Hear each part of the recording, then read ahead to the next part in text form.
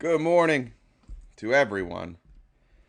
Near, far, wherever you are, good morning. It's wonderful to have you. It's wonderful to be here. It's wonderful to be seen and heard. Those are my emotional thoughts for this morning. I'm going to let the Discord know that we're live. Get this over here.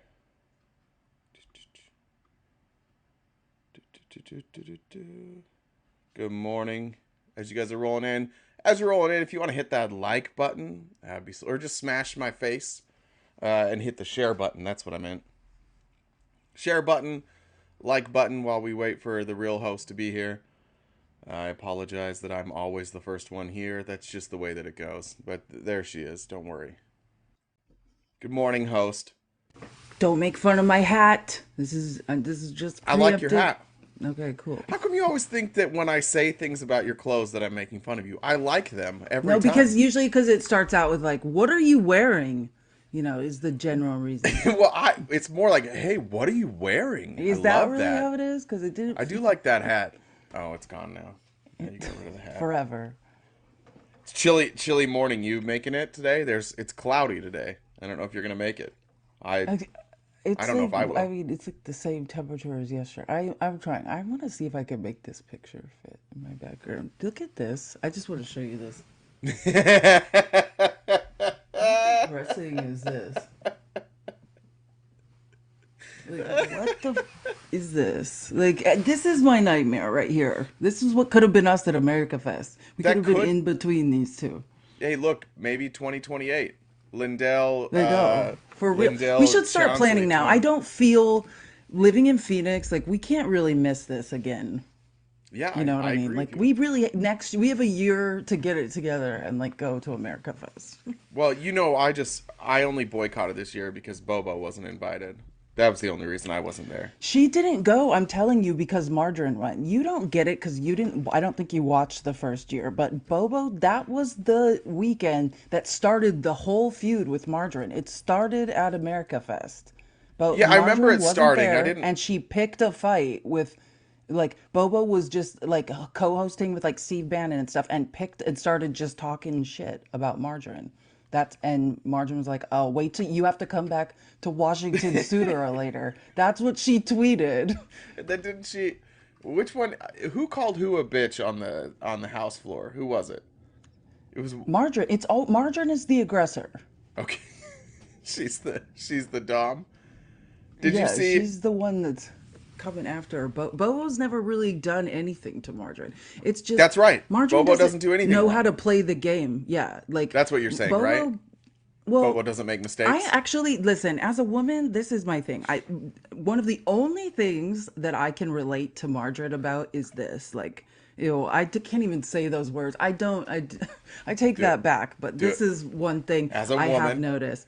as a Well, feminist like okay, so Bobo. so Bobo plays a game, right? Like Bobo, she I don't want to say uses her looks. She has her looks, and when you are an attractive woman, you just look like Bobo's smart. She just kind of like is quiet, like doesn't yell too loud, isn't abrasive, doesn't have too many like opinions. I mean, inside like the Free Dumb Caucus, she like follows Matt Gaetz around and just Yeah. sort of acquiesces to what the men say. And as a result of doing that, they back her, right? Margarine is different. Margarine like plows her way forward, doesn't care like what her male counterparts thinks, will run them over publicly, privately, and because of that, they feel threatened by her and they hate her.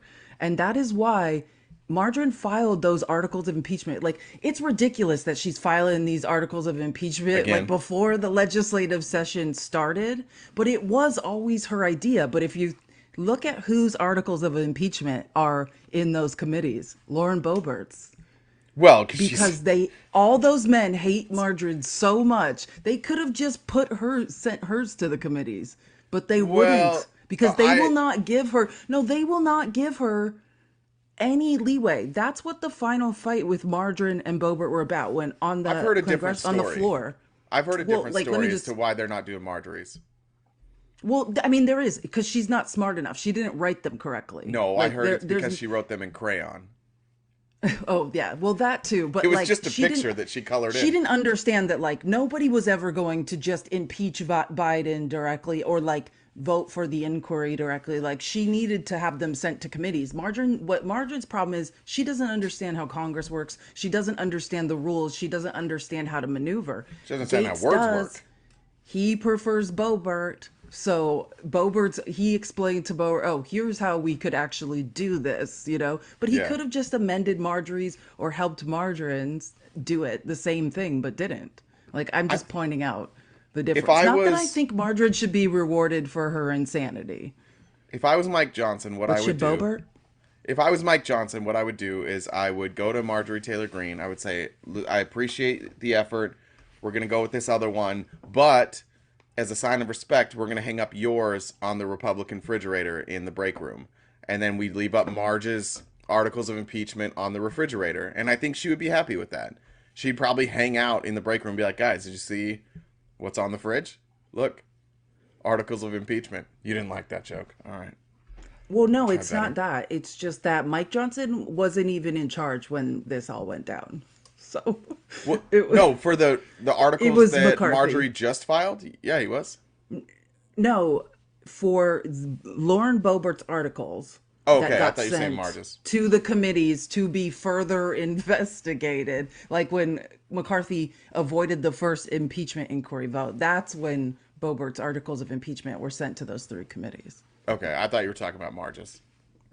She Oh doesn't no, know hers aren't going anywhere because men don't because like her. Which if she keeps that is the filing only them thing I with nothing. sympathize with her with, because they're all dumb. You know what I mean? I would say, you know, like Marjorie's dumb, but so are the men on the Freedom Caucus. Well, Like, wasn't one of her articles of impeachment? It may not have been for Biden. For one of the other ones, it was like it was like two sentences. Did you see well, that yeah, one? because she doesn't. It Well, was it yeah, she was like doesn't. She two doesn't know how to sentences. write them.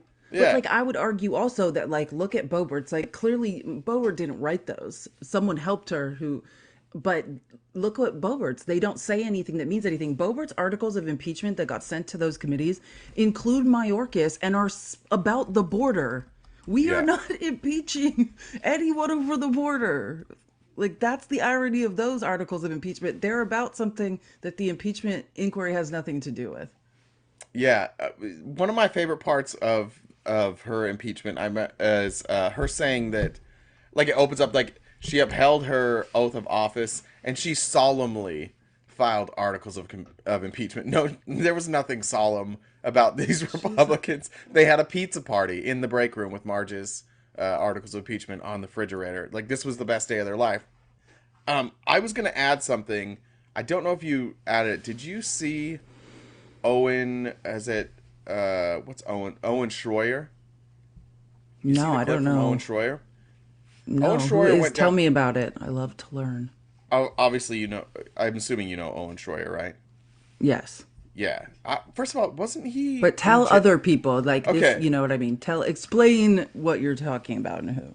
So Owen Schroyer works for Alex Jones. He's like the number two guy at Infowars, and How embarrassing. What an embarrassing title. I thought Schroyer was in jail. Is Schroyer not going to jail?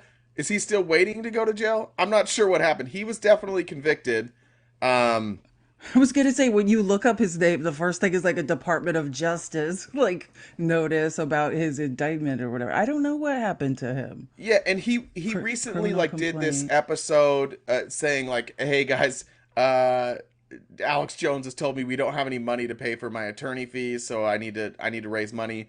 Well, yesterday he went to the border. I don't know why he went to the border, but you can just watch videos of him screaming at border police, telling them like to do their job, that they're facilitating the invasion of our country. I don't know what he thought was going to happen. I don't know why Republicans think this is good. I'm looking at the engagement numbers. 1.1 million engagements on this video on Twitter. It's a 10-minute video of Owen Schroyer just screaming at law enforcement. The people who their only job is to follow orders. That's like their job is not to interpret the laws. Their job is to follow the orders. And he's just down there screaming at them, telling them that it's their fault that people are invading our country. It's bizarre. We have gone so far into fascistville that it feels fake to me. Is he I was screaming thinking, at Border Patrol or like local police? Who is he screaming at? border patrol. He's calling on the Biden border patrol. Yeah, but we're God, what so a far crisis of down. conscience Oh for people that already Christ. don't support Biden. You know what I mean? It's like it's almost like they're making the border patrol like Biden by all these crazy people showing up at the border and like ridiculing them for doing their job. Yeah, going through your list today, and that was kind of the point I was trying to get to. Is just that are we just like comfortable with fascism being this open, like fascism this being screamed about at the highest levels, and like so many people that we know, maybe people that we care about, just going along with fascism? That's quite a question. I mean, yeah, like I wanted to find, as long as we're talking about the border, do you want to talk about that Greg Abbott Yeah, article? Like which number Greg was that? Abbott, that's what I'm looking for right now. I think it's somewhere, authorities, let's see.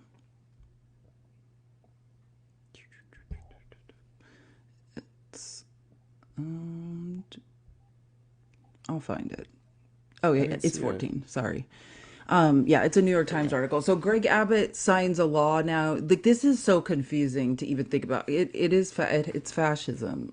Essentially, it's definitely against the Constitution. Like I don't even understand. So now Greg Abbott is going to allow tech Texas to arrest migrants. But like I don't Gross. understand. So they're going to go to local jails. How like local jails are already overcrowded. Like so this is to me just this is just him doing a thing for PR cuz they can't fit. You cannot oh first of all, there's so many things about violation of federal laws or the Constitution, rights to seek asylum. You can't just jail asylum seekers, especially not in local jails where there's no room for them and the Right. court system is already overloaded with criminal complaints. Like how does this make any sense? Well, it makes sense because Republicans don't actually have, again, there's no real solutions. Republicans' solutions to basically anything they don't like is have the police arrest people for it. That's just always their solution. No matter what it is, people should be arrested. If you don't like something, call it abuse, tie some children to it, claim that it's some sort of woke mind virus, and then jail them for it. This is exactly like every step of the way with Republicans, it's fascism, fascism, fascism.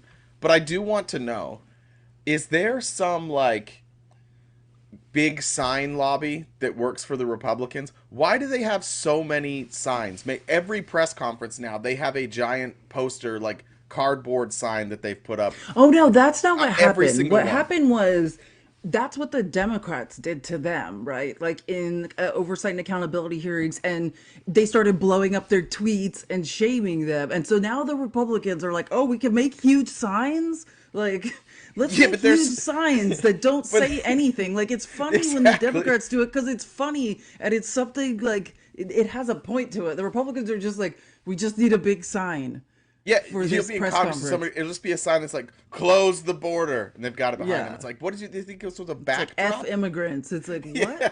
F It probably immigrants. cost you like $1,000 to make that big cardboard piece. It doesn't say anything. This photo op is killing me. They have the two warning signs that have been placed there. Obviously, brand new warning signs attached to some construction cones, just letting people know it's illegal to cross here. Behind, what is this? What is this wall? What what is this?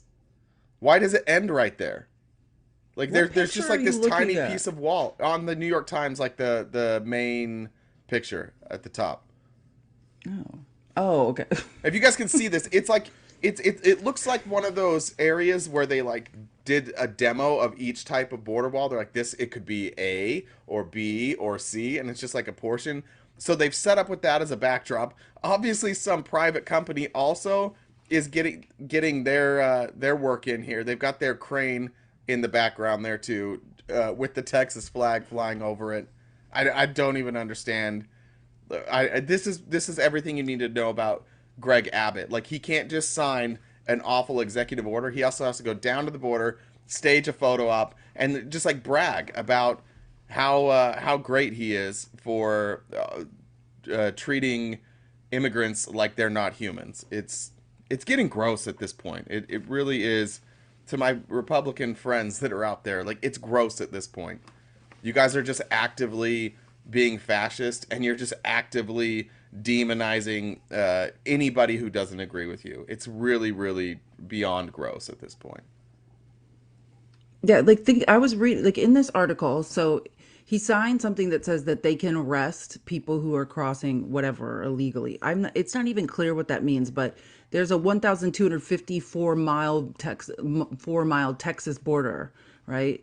And around the cities of Eagle Pass and Del Rio, federal agents encountered 38,000 migrants. So they had 38,000 encounters in October. Do you know what that's? I'm just pointing out how ludicrous this is. You're going. Yeah. How many total people are in local jails? You think you're gonna arrest 38,000 people, or what? Are you just gonna pick random ones, and you're gonna Well, arrest some of them? What are they get? What crime are they getting charged with? great question, especially considering last I checked, the federal government is in charge of the border. The federal government is in charge of This is violation of the Constitution, pretty yeah, much. wasn't this Arizona? It mentions it, Arizona versus United States, which was was settled by the Supreme Court in 2012, basically saying, "Hey, Arizona, our state, you can't just do like whatever you want when it comes to the border, when it comes to enforcing the laws on the border. You have to follow the federal law." Like, this is already settled. But Greg Abbott like does not give a single solitary fuck. He's just gonna keep why and this is another. It exposes the problems in our system. Greg Abbott, who put up barbed wire in the middle of a river, and has consistently told the federal government to go fuck themselves when it came to the board, like to our immigration policies and our border enforcement. There's no repercussions for him, ever. He can just keep doing this, and that exposes a huge problem in our system where the worst thing that can happen is they can say, no, you can't do that. But he's already done it.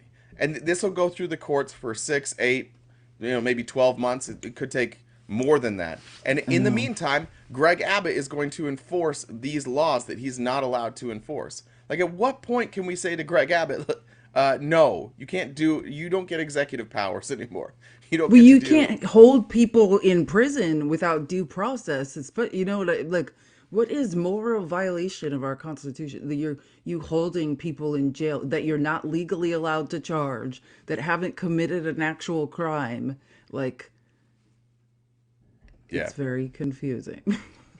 That's why this entirely. is a PR stunt where he is getting himself in such a long legal, you know what I mean? Like if they're actually, I'd be curious to know like internal emails. Is he just like, okay, don't arrest anyone?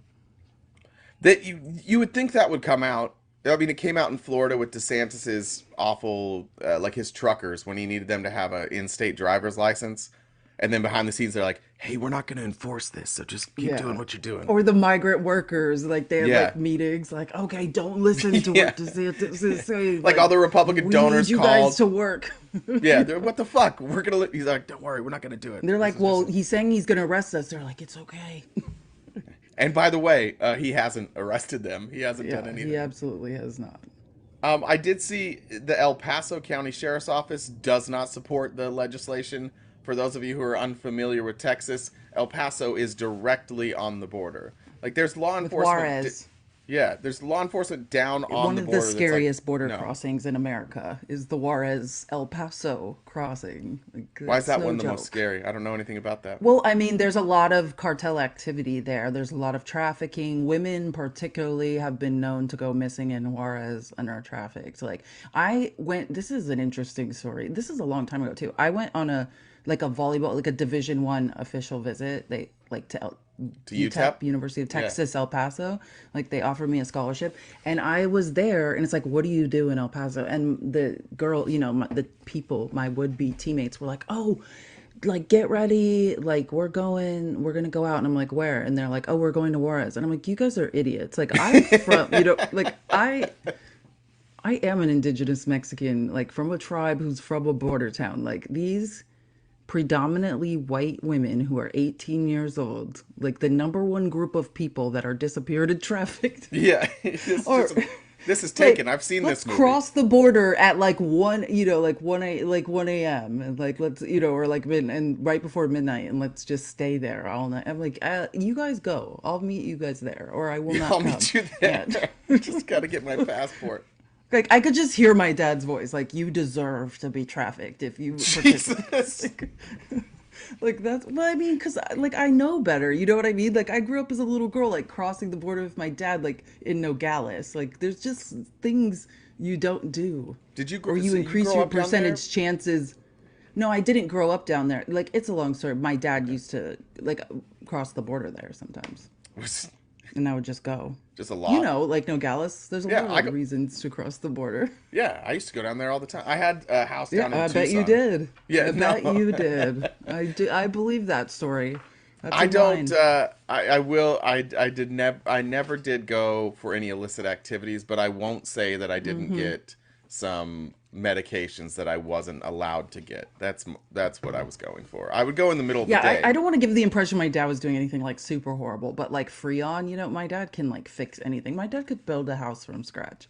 And like, you know how like there's different laws in the United States about Yeah, Freon? yeah. So you guys would go Yeah. get It Freon? had to do, I don't want to talk. I mean, this isn't even a legal story. I don't want to talk about this. Well, I just said I was going to get medications that I couldn't get here in the States. I guess maybe I'll go to jail and Dad won't. It'll just be you hosting this show now. It was Yeah, I mostly used to do that too. Tylenol, the It's 800 no funny. You milligrams. can't just go to a Or I broke pharmacia it. anymore at the border. There's like regulations now, but yeah, Yeah, it's you annoying. used to be able to and get You have to really like cheap find medication, somebody. inhalers. Ooh, yeah. Because when I had asthma that I grew out of, like allergy induced asthma, and yeah, my parents like they used to go get my inhalers when I was a kid in Mexico. Well, Utah, there was a story that broke in Utah. One of the healthcare companies there, they send tons of people to. I don't think Nogales because it's probably too far from Tucson, but I think to Tijuana, and they send them there to go get their. I think it was. I don't know if it was insulin, or I think it might have Yeah, been insulin. Yeah, they were sending them down there. It was cheaper for them to fly many people people go get insulin. and Yeah. yeah, fly people. I think give them like $300 and have them get the insulin, and that's paid for. Like people went on a vacation, got paid money, and that was cheaper for the healthcare companies than buying it here in the United States. But we So totally depressing. shouldn't do universal healthcare. We totally shouldn't do that. Exactly. Oh, Yeah. and I was also reading, this is interesting. I think it was in the Greg Abbott article or something else I was reading related to it. They closed the Lukeville border in Arizona. So, for people who don't know, another border crossing in Arizona where we live, it's the Lukeville border, which borders like the state of Sonora with Mexico, which is the Yeah. closest shot to like the beach. Like if you're leaving Arizona to go to the beach, to go to Right. Rocky Point, also known as Puerto Penasco. But so they closed the Lukeville border now to legal crossings because there's so many encounters of illegal. They Yeah, I did? guess. Which yeah, and there's a whole economy around day laborers coming over that border, so it's actually quite a When problem. did they do that? I just read this. I'm pretty sure it 3 days probably was ago. in the. Wow. I was unaware of this. Yeah, it just happened apparently. Is that just border crossings coming from Mexico, I, or is I, that s- I I'd assume imagine they're not. Mexico closing there. Yeah, you can Yeah, walk into Mexico anytime you feel like it, pretty like much. they're in at that Lukeville border. Literally, there's a what town is it right across the border there? We would always Sonoida. It's called Sonoida. Sonoida. Yeah, we'd always stop there. There's a nice little churro place right there in the middle, like the town square. Good story. Thank you. If you're ever through there, the only place you can get a churro in Sonoida, there's like this little food cart in the town square. They're the only churros apparently not a popular food in Mexico. We I was found gonna that say out. that's just for you. That's just for the gringos. That's not even a thing. I That's for love you. churros. There's a place right by my house that has like the burrito tacos and churros. Oh my Berea. god, unbelievable. You got a problem with burrito now too? No, I well, I try not to eat. I don't eat a lot of fried food. Like Mexican food is Brag. so great without just making like let's just double fry everything. But God, who has a problem with it? No, But you just it's gotta dip it great. in that whatever that It's stuff is. like It's like, it's like eating a French dip or something, and they give you like but there's you know onions what in the dip. Yeah. that's what I'm saying. That's what French dip, au jus or whatever it's called. It's like that. It's delicious. Burrito is I, delicious. I'm gonna be honest. We could end this now and go pick up some burrito I tacos was and some gonna churros. Just make a get me morning out of started. it. And they have Love the like the story. caramel filled churros. Oh my god. So and it's open 24 hours a day. So it's basically I only go there like when I'm stoned at 11 o'clock at night, and then you just walk in like everything's cool. Like guys, I'm good. And they know why you're there. That's why they're open at 11 o'clock. All right, next story. Anyways, so that's Sorry. what's going on. So Mark Meadows, let's talk about Mark Meadows. So Mark Meadows' appeal or his request to get his case moved to federal court was denied yesterday, which is hilarious. I mean, I don't know. There's many reasons probably why he was doing this, but most likely probably to get a more favorable jury pool, right? A wider, more favorable jury pool than the Right. people of Fulton County. Well, it also would have allowed him to cooperate and plea down because Fonnie Willis has basically said like everybody can plea, everybody can cooperate except for Donald Trump, Rudy Giuliani, and Mark Meadows. None of you guys are getting plea deals, and so he's trying to get out of Georgia, where then maybe he could go because the rumor already is that he's working with Jack Smith.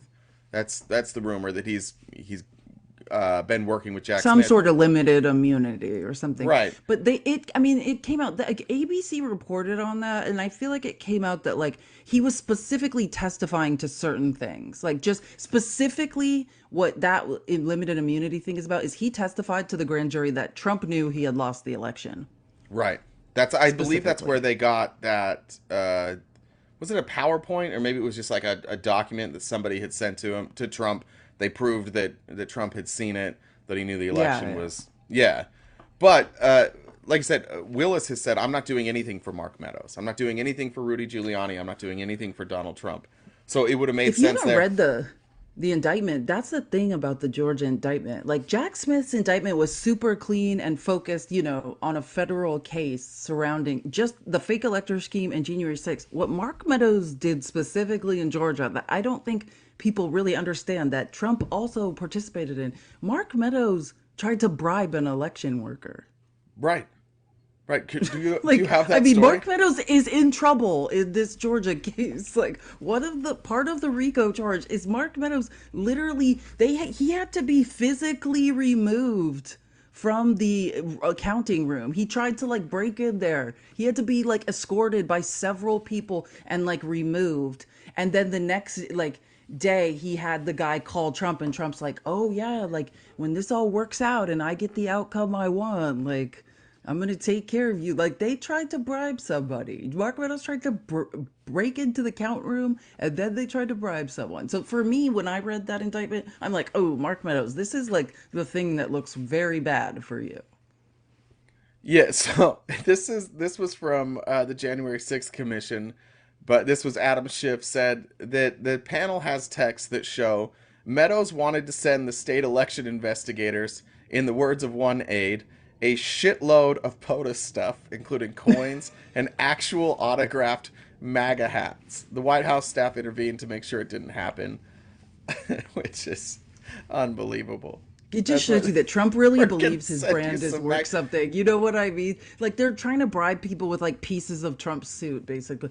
Like, oh, do you guys want NFT cards to I'm commit like still a listen, I federal still think crime? that's going to be worth money. I think it's the only thing that the Trump campaign has ever put out as a collectible that is going to be worth money. Like for a while, for a few years I was heavy into collecting like basketball and football cards. And Okay, I was like, I that don't know what you're about to say. yeah, if Trump gets indicted and you have because there's only going to be a limited number of cards that have a piece of the suit, if they've actually authenticated that and it truly is the suit that he wore, and those are going to be a limited run, those will be a piece of history. If you want to spend $4,700 to get them, I don't know if you'll get your money back, but those cards are going to be worth money at some point. Those cards are going to be worth a lot of money Well, because listen, that is that's the thing. history. I agree with how collectibles work. Like I watched Pawn Stars. I know the deal, but like I my thing is with Trump is like he'll be like, "No, just cut up any old suit," cuz he's not going to stop selling. You know what I mean? He's not going to stop profiting off people. So that's what I think is like if it really was just that one suit and it was collectible, sure. And it was like photographed, like here's the suit, and there was like the kind of proof you need for collectibles to authenticate it, then sure. But I feel like Trump's just gonna, he's like, at Yeah. Men's Warehouse, just buying a bunch of gray suits, having people cut them up. Well, that's what I'm saying. If they go to somebody like PSA and get it authenticated, and they can prove that it was the suit, and it really is, then it potentially is worth a lot of money. But can you? I was going to go back to what Mark Meadows offered. Is there a single thing in this world David wouldn't do for a shitload of POTA stuff like coins and autographed MAGA hats? For a lot of MAGA people, that would have been enough for them to do literally anything. But what about in the face of a crime? Like some, because what they were asking, first of all, Mark Meadows was trying to break into the count room and bribe people. So, like, yeah, it just depends. I mean, that's what I'm amazed by. The most interesting thing that, not interest, this is nothing about this is, I shouldn't use the word interesting. This isn't for my entertainment. But what's interesting to see about the Republican Party is just who has a line. You know what I mean? Because that's what all we've seen is like there's a line and it's different for all Republicans. They all have questionable ethics and morals, but like seeing where everyone's line is has been very interesting. Yeah, a lot of the stuff you covered on the and maybe you can pick your favorite one here, but one of the lines that is currently being drawn is this anti-Trump movement within like elected Republican officials and big Republican officials. But the problem is they're drawing a line against Trump and they're saying we must vote for Ron DeSantis. So I don't know, like I honestly don't know which one of them is worse, to be honest. You think Ron DeSantis wouldn't immediately adopt Agenda 47 if he could and become a dictator for a day? Of course he would. Of course Oh, he would. well, he's saying that he will. They don't have a problem with the dictator for a day thing. I just think, yeah, I mean, he's saying he's not going to be a dictator for a day. That's an interesting question. Like, what is more interesting to me about the DeSantis thing and the Republicans that now, which we can get into, maybe we should do Trump's True Social post next. Yeah. Because this started last week, right? First, it started with Ted Cruz and Josh Hawley, which I don't think we ever really got to talk about. But Trump was threatening, making all these like implied threats about Josh Hawley and Ted Cruz because they would not endorse him. Right. Right. And Josh Hawley did last week Yeah, like endorse Trump. immediately just caved. Yeah, it He's caved such under a the sniveling pressure. for a mighty man of valor. He is a sniveling little bitch. Do you know Yeah, about his mighty man of valor speech? I mean, I know that Go he's watch it. trying to have corn banned from the internet. It thinks like men need to, yeah, I like his book tour is what I learned a lot about Josh Foley. Like, dear Lord, what is going on in that man's mind? Yeah, he gave a speech.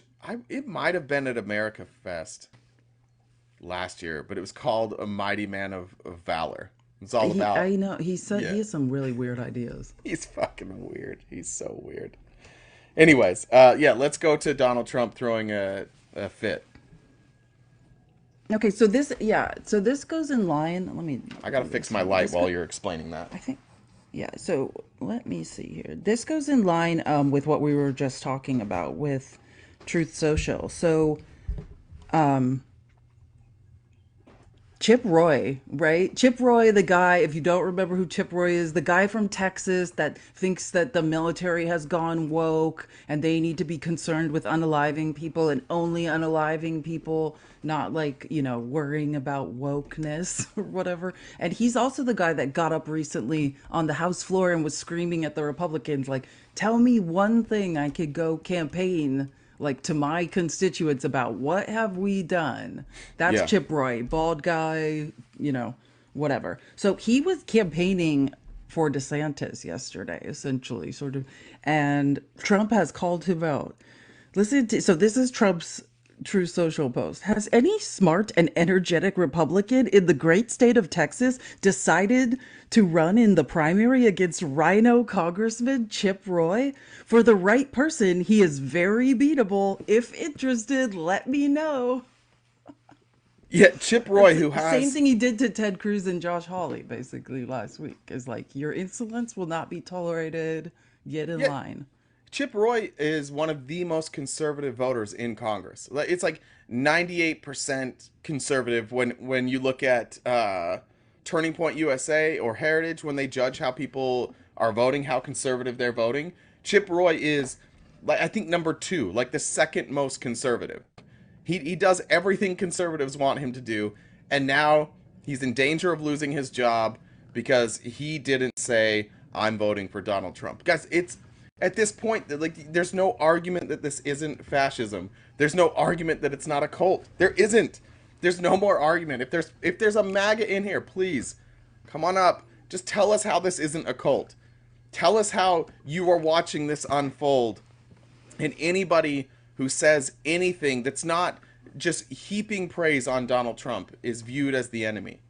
I was reading through, Yeah, and I he think, wasn't like I just want to clarify, Chip Roy, I was trying to look for like where Chip Roy was like, I love Ron DeSantis. He wasn't really doing that, you know what I mean? He just isn't emphatically saying I want Donald Trump to be president. And also, just to remind you another thing that Chip Roy did and why Trump has an eye on him.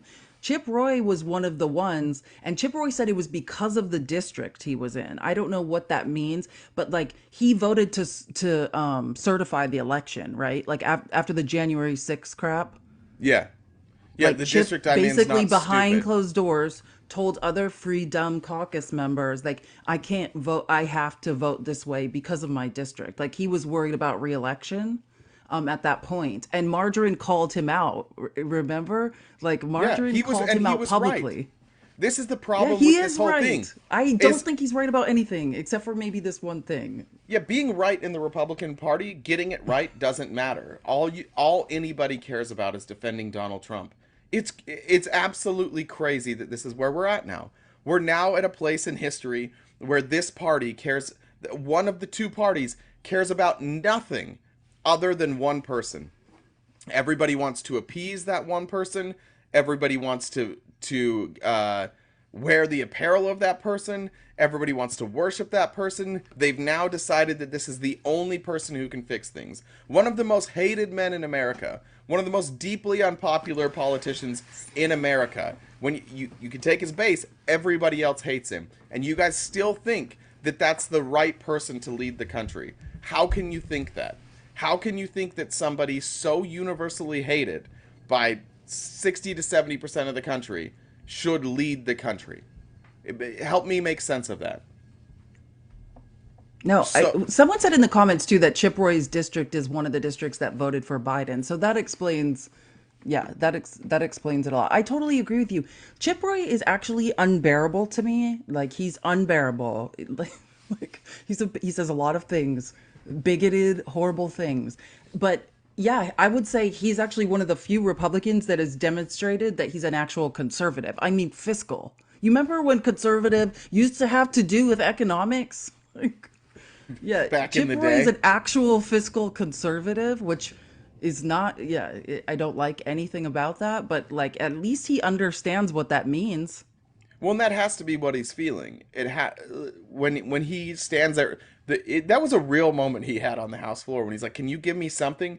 That has to be what he's feeling because if you're in a purple district or potentially a blue district, and you have people like, "All right, what are you going to do to help us? What are you going to do? You're going to vote against everything? You're going to vote against everything to help us just because Donald Trump? That's it?" Like he can't win re-election. Go ahead, Republicans, primary him. Put up a Trump loyalist against Chip Roy. Beat him in the primaries. See how that goes in the general. Terrific. Donald Trump is ruining your guys' party. He's taking away your voice. Your party's never been more unpopular. You lost in 2018, 2020, 2022, and you're probably going to lose in 2024 overall. And that's all Donald Trump's doing, but you don't know or you don't care because you're just in a cult. You're just like, we just got to vote for Trump. We don't care if everything is falling apart around us. We don't care if our party is in shambles. We don't care. Once we get Trump back in there, everything will be fine. It's crazy. I agree. Someone's saying he can't be primaried. Why can't he be primaried? Who, yeah, who can't be primary? Like, what are Are we talking we about Chip talking Roy? about? Did they already Chip get past Roy? that? Chip Roy could be primaried. I mean, he could try to be, they could try to primary him. I don't, yeah, it depends on, I should look up Chip Roy's district. I really don't know anything about it, but let's just go on to the next Truth Social situation. So this just goes back to Ted Cruz. Like, Ted Cruz did not fold when he was when he was threatened last week by Trump. So, Josh Hawley's like, I endorse President Trump, but Ted Cruz has not. So Josh, now like, wait, did I not this endorse is yet? his Oh, okay. message. This is Ted Cruz's message. This is actually today. This was this morning at like 4 a.m. So the Ron DeSanctimonious team of misfits and grifters has largely quit his campaign to go on to greener pastures. It has been a terrible experience for them, as they have watched their candidate fall violently from the sky like a wounded bird. Jeff Rowe, his chief strategist and head of his pack, always back down after having done major surgery on Ron's wallet, couldn't get out of town fast enough.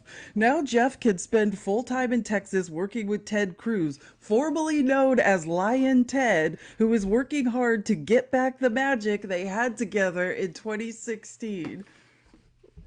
You know, God, Ted you know what he was. should have endorsed Trump when he told you. Not Lion Ted. I love Lil Marco and Lion Ted. Like, those are pretty much one. If I had to be thankful for Trump to contributions of society, it is Lil Marco and Lion Ted. I just the language used there. The first of all, this is I shouldn't laugh that much because what Trump is doing, it's propaganda, right? You make small things that are no big deal into like big giant things. Like Did you read a that? Chip Roy was Ted Cruz's chief of staff. Is that true? That's interesting. I didn't know whoa, that. I didn't know that. That they do. I could see that though. Yeah. 100%. Ron DeSantis falling like a wounded bird from the sky. Like you know when he got done with that truce. This was just after At his 4 a.m. well, this was just after his morning Adderall, and he turned that around and was like, He was "Fucking like, nailed that, guys." Fucking, I've been there. I've written some things the first like 30 minutes on Adderall, and I promise you think everything you put out is gold. nailed it. Yeah, Nailed it. this guy thinks he's writing poetry on True Social. Do you think he says it out loud like he's dictating and someone else is actually typing it? Well, how was the spelling on this one? Were there random I capitalized think that stuff? it's him because it's like, when you look at someone's hand, just as someone who reads I've read all of Trump's True Social posts, like the way he puts things in quotes, it seems to me, I think he types them. Yeah, but and Or this unless and he's telling people, okay, put weird quotations around things that like don't need quotations. no, you've seen him. Remember that Axios interview when they had like the cup with the water that he kept moving over and over again. It wasn't even his interview. Do you remember that interview? Wait, say that there was It a was an cup? Axios interview. It was the first person to really like push him. It was a British reporter, and he really pushed back against Trump.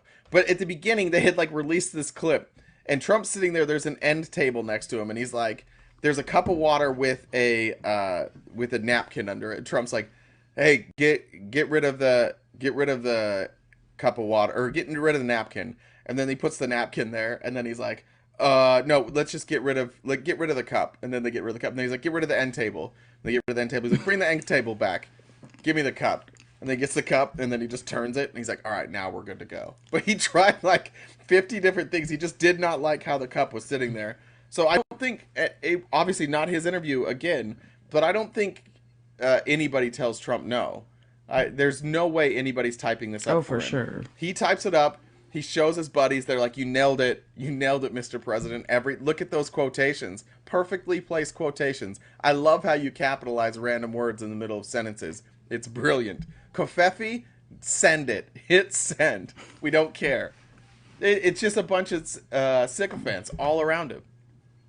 I think Roger Stone nailed it, and probably Trump didn't. This is part of the reason Trump and Roger Stone are a little iffy, among other the dumb stuff Roger Stone said in that Danish documentary. But just saying like the real truth, which is like in order to tell Trump anything, or not tell him, like get him to do anything or to take advice. Like, I know this because I was raised by a malignant narcissist. Like, the only way to do that is to learn that you have to make that person believe that they had an idea.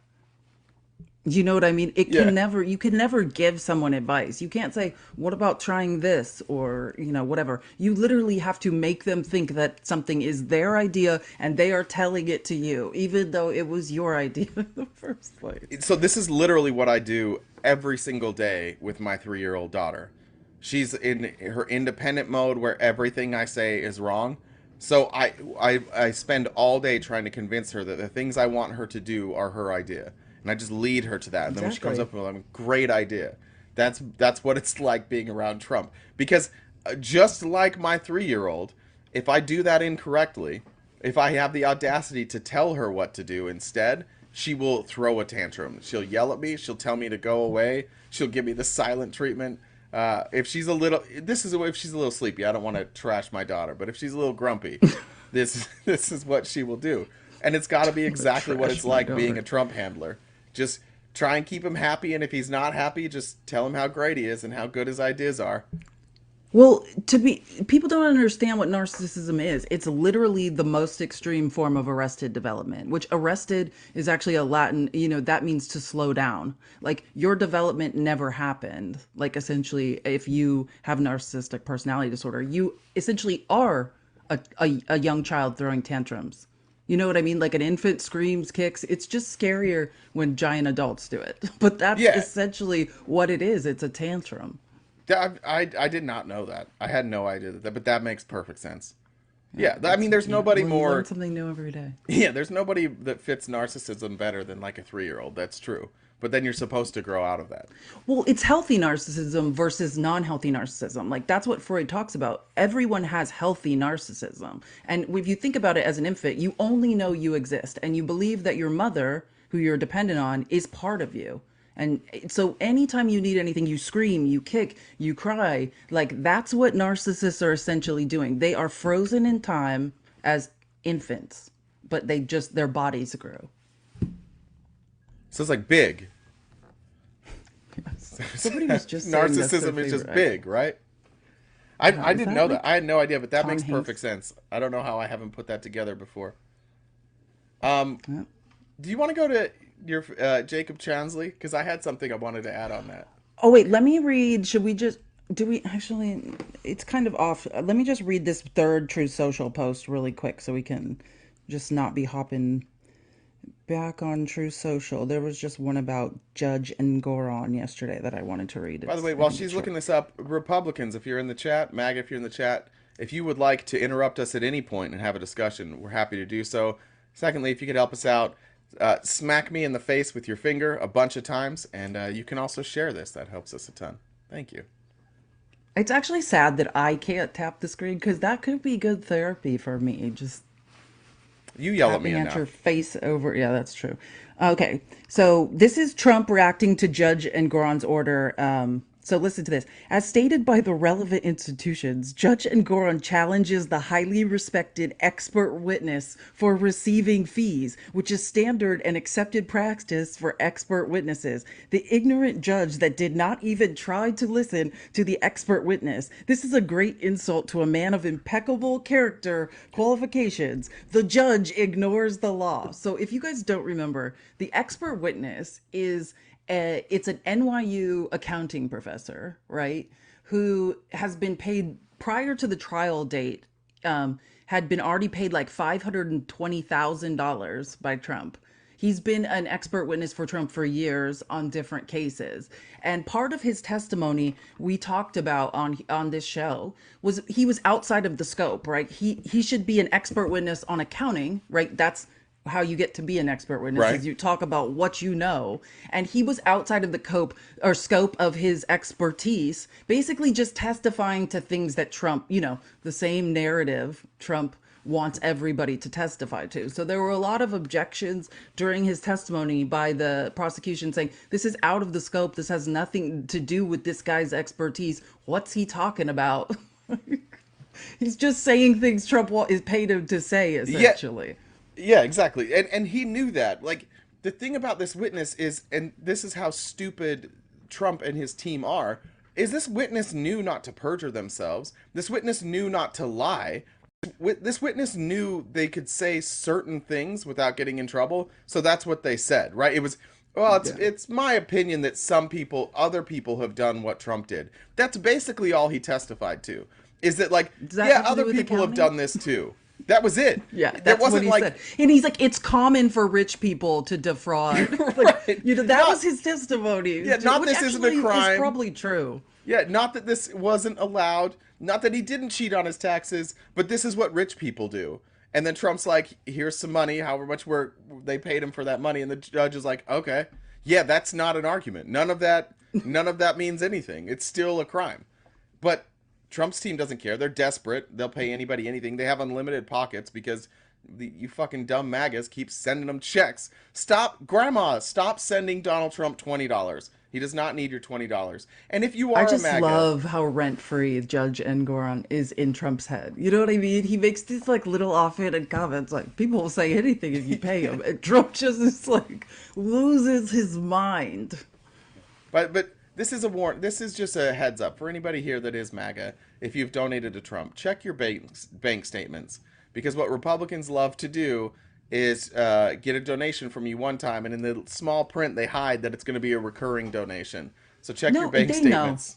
Yeah, I mean, MAGA knows like that it's happening to them, and it's hard to stop. It's happening to one of my family members, like and they my can't get older it to stop. family. Yeah, you can't. Who are they Yes, sending that's money exact. to? Well, it's like my great uncle, but like yeah, like they couldn't. He's not maybe all there or whatever the situation is, and he's just been having his card charged. It's not even monthly. It's like every 2 weeks or something, and like my family is trying to figure out. It's just Get George them to Santos, though. stop. It's just Yeah. George Well, he's Santos. very, very Santos, right? Very George Santos. Oh my God, George Santos. It's killing me. I'm starting to like him. This I is like love getting. George What's happening? Santos. I What's love George happening? Santos. Yeah, he can't be in Congress committing crimes, but outside of Congress, like, can he have a reality show in jail? Can I watch him in Yeah. prison? Because Yes. I think I need to watch George Santos in prison, like just navigating prison life. I'm gonna be honest. So my daughter was a little upset with me yesterday. So when she does that, she'll just go play. I'll sometimes watch videos, and I definitely let her be upset way longer than normal because I had to watch that whole interview. That George Santos interview was the greatest thing I've ever seen. He calls himself. She gets him to say he's a. Is it a sassy bitch? What is How do you she? say her name? Is it Ziwe? I have no. I don't know who she is. That's the I think first. it's Ziwe. No, she's famous. Like, there's this. It's Ziwe. It's a woman who does these like. She's like, I don't want to even call her a comedian because she's super intelligent too. But she does these like interviews with celebrities and politicians and sort of like I don't know. She just is hilarious. Like everything about her is hilarious. She interviewed, yeah, Ziwe. Thank you, Professor Doom. Um, so she interviewed Santos yesterday, and I was gonna say like maybe we'll do it tomorrow and let me have time to like look for clips of it, like of the actual funny stuff, because it's like 17 minutes long. I have It's one all queued funny. up. I have one that's Okay, queued good. up. This was my Okay, favorite good. moment from Z-Way. And this is the crazy thing about Z-Way, how talented she is. This is 17 minutes of her shitting on George Santos. But she's doing it It in was like so amazing. in such a way that George Santos is laughing. Like even when he gets caught, like she catches him in a lie or something that he's done. And this is maybe why I like George Santos, because there's like a level where he'll get caught and be like, yeah, well, you got me. But here was my favorite moment. Let's see if I can turn that. Can you say that to your camera? Yes, Queen, move on. Can you also say that you're an icon? I know, you're the icon. No, you're the no, icon. you're the no, icon. you icon. You're iconic. Icon. Icon girl. Girl boss. What do you say icon again? Icon. You con. Coming up. Can you say that to your camera? Yes, Queen, move on. She got him to say so many hilarious things. If you She's missed highly that- intelligent. If you missed that, she's Get playing it? with him. And she say icon, Yukon. It was beautiful. So funny. But Or she like got when him. she's like started listing civil rights leaders, and she's like he has no idea who they are, and he's Yeah. just like she's like, well, what do you like about them? Who did And he's he like say? all of the things, all of the amazing things. Like if you and just need your day to just like to have a better day, well, it's like 17, 18 minutes. This interview will just change your entire mood. It's hilarious. Who was the? I didn't know the civil rights person that they mentioned either. I don't remember who it was. Do you Let's. remember? I think we have that clip. Let me play it really quick. Look for some. I'm going to be making some content on this one later today too. Actually, This yeah, is I'm the just gonna best cut it up. political Let me interview cut of it all up later. time. It might be I watched it on YouTube, guys. Just look up Z-Way or Ziway, Ziwe, Z-Way. It's Z-Way. Z-Way, and then George Santos. It's on YouTube. It's like 17, 18 minutes or something like that. And there's shorts of it too if you just like want to watch like smaller clips. Don't watch but the shorts. Watch the whole thing. It's that if you The flow never of it is watch so good. another political interview, this is the one. It's unbelievable. She reminds me of. Do you know that comedian that? It's And George like- Santos admits he's Katara, right? Like that's part of it. He's like, yeah, for a day, like that was my alter ego when I was 18 years old. He's That's like, what and Katara what he's is. I didn't know what that You was. didn't know what? No, I didn't know what they were Yeah, talking that's- about. I didn't. I was You kind had of like no in and out. idea until right now who Katara was. No. Yeah, that's his. When that picture of him dressed as a drag queen, that was the name he was going by in Brazil. And he's it's like, not a very and if Jewish that's name. he's. Well, the funny part is when he was like, I wear more makeup right now today. He's like, that's the irony. This has been my number one argument about Republicans and the drag queen thing. Like, Matt Gaetz, I don't want to hear you yelling about drag queens when you have more makeup on right now while you're yelling about drag queens. You know what I'm saying? It's like the men in Congress have makeup artists. Like, don't talk to me about whether or not you could have a makeup artist put makeup on you and then you can go talk to kids. That's what you guys are doing every single day. It's gender affirming care. That's all it is. We're supportive of gender affirming care. I'm a big proponent of gender affirming care. If you need to, Well, men who wear makeup every day should not be upset about other people who want to wear makeup. yeah, You know what I mean? Make it make sense, Matt Gaetz. Matt Gaetz looks like a 1930s silent film star. He has so much makeup on. he looks well. He mostly just looks like Quagmire. It's a damn shame that he when he got to Congress learned about Adderall because Matt Gaetz when his face was a little pudgier. Like there's a I there's a heard he's video. heavier. There's a video of Ron DeSantis getting really upset at Matt Gaetz when they're doing debate prep for the governor's debate. And Matt Gaetz' head see is that. just, Matt he's Gaetz like probably Charlie made him Kirk. melt It's down. like, why is your head growing so fast? By the way, Charlie Kirk's lost a little weight. I think he heard me. He looked a little bit better. In the head? In Yeah. the skull? What He are lost you at least talking about? Yeah, he lost at least 15 pounds. Are of you head saying weight. he's lost weight, or are you saying like I don't understand? in his head his head like it's still Are you saying the size of his skull is expanding? Or are you saying he I don't has know. like baby cheeks? As Just somebody look at who has Charlie dimples, Kirk I have 10 fat years cheeks. ago. I can't talk about this, I feel. you can't talk about this. Is triggering for you. Cuz my cheeks will just get bigger and bigger too.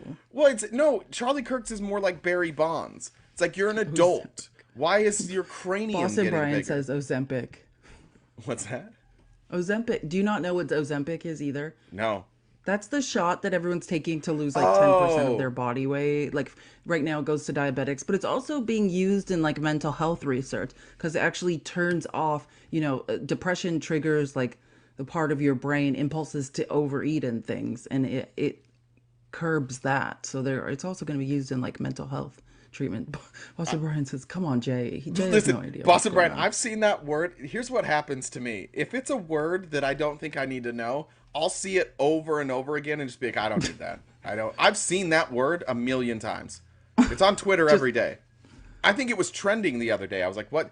Ozempic kind of sounded roughly like OPEC. I'm like, maybe this is an oil thing, but it wasn't. So it's a weight loss injection, or it was originally for it's a diabetics? shot you take. But here's the part of it though. Like, why do we do this as Americans? Like, okay, you lose 10% of your body weight. Like, you still need to work out. You know what I mean? You need to drink water. You need to be a healthy individual. Like, God, we are all just desperate for like, can I just take a pill and then eat 80,000 calories a day?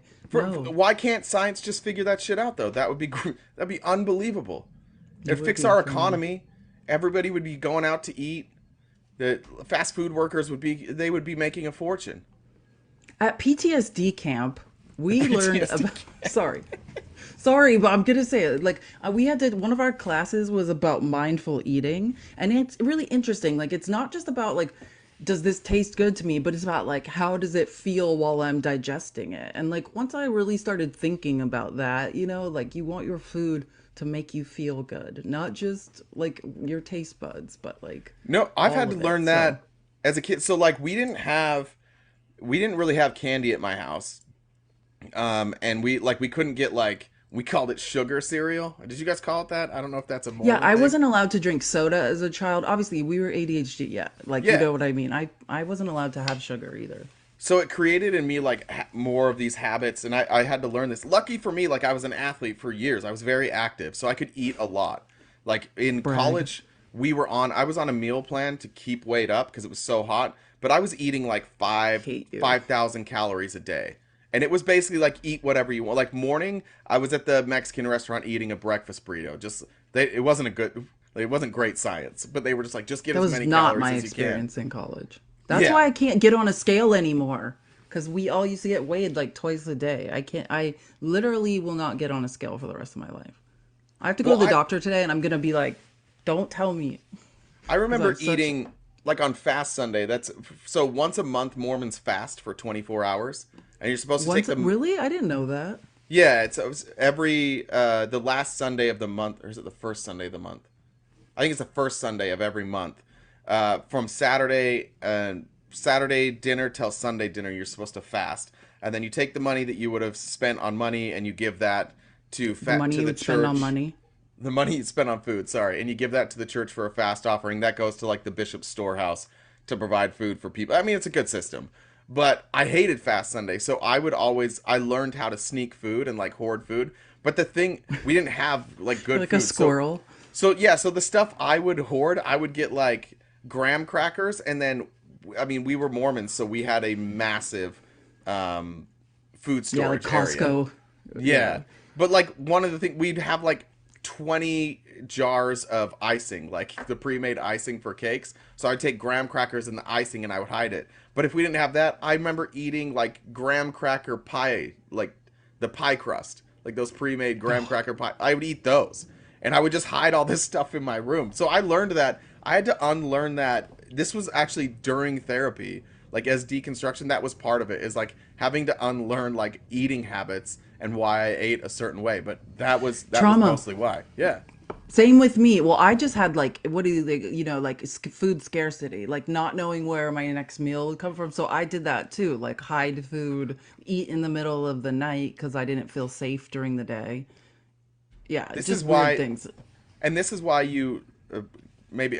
Oh, it's raining. Oh shit. Not A couple here. times. We live so far from each other. We live like, I have a different weather system. I don't hear it. A couple times a week, Felice actually goes out and hunts squirrels. If you want to tell him about that? Yeah, yeah, Yeah. totally. What the are you talking about? No, I don't. Because of food scarcity. Did you ever go to? We had a place called Clear Creek. It was this camp. Did you ever make like a squirrel trap out of a coffee can? Did you ever do that? What? No, this No. sounds like a Okay. Utah, Idaho Might be. activity. Have you heard of snipe hunting? Oh yeah. I just Okay. talked about this with my I ex so I 2 days came from ago. Phoenix and like I was 18, like in college in Idaho and they're like, "We're taking you snipe hunting." And I'm like, "What's that?" Yeah, It's basically, nothing. anytime you find somebody who is from a different place or is really young, you take them snipe hunting. It's what we Yeah. do. It's hazing, Which really, is is all not it a is. real thing. They just take you out into the darkness and scare you. Yeah, my first snipe hunt, we were in a place called Fairview, and it was like these older neighbor kids that took us snipe hunting, and we were going through like there's all these meadows, and there was a pond where we used to catch frogs, and they had me walk into the pond. They're like, "There's the snipe, you got to sneak in there." So I went in, and then they're all like, "Oh no, that's the quicksand," and they ran, and I'm like 8 or 9 years old, standing past my knees in mud, and they all told me it was quicksand, which I had seen The Princess Bride, so quicksand was something that I thought was very real, and it was something I thought I would encounter a lot as an adult.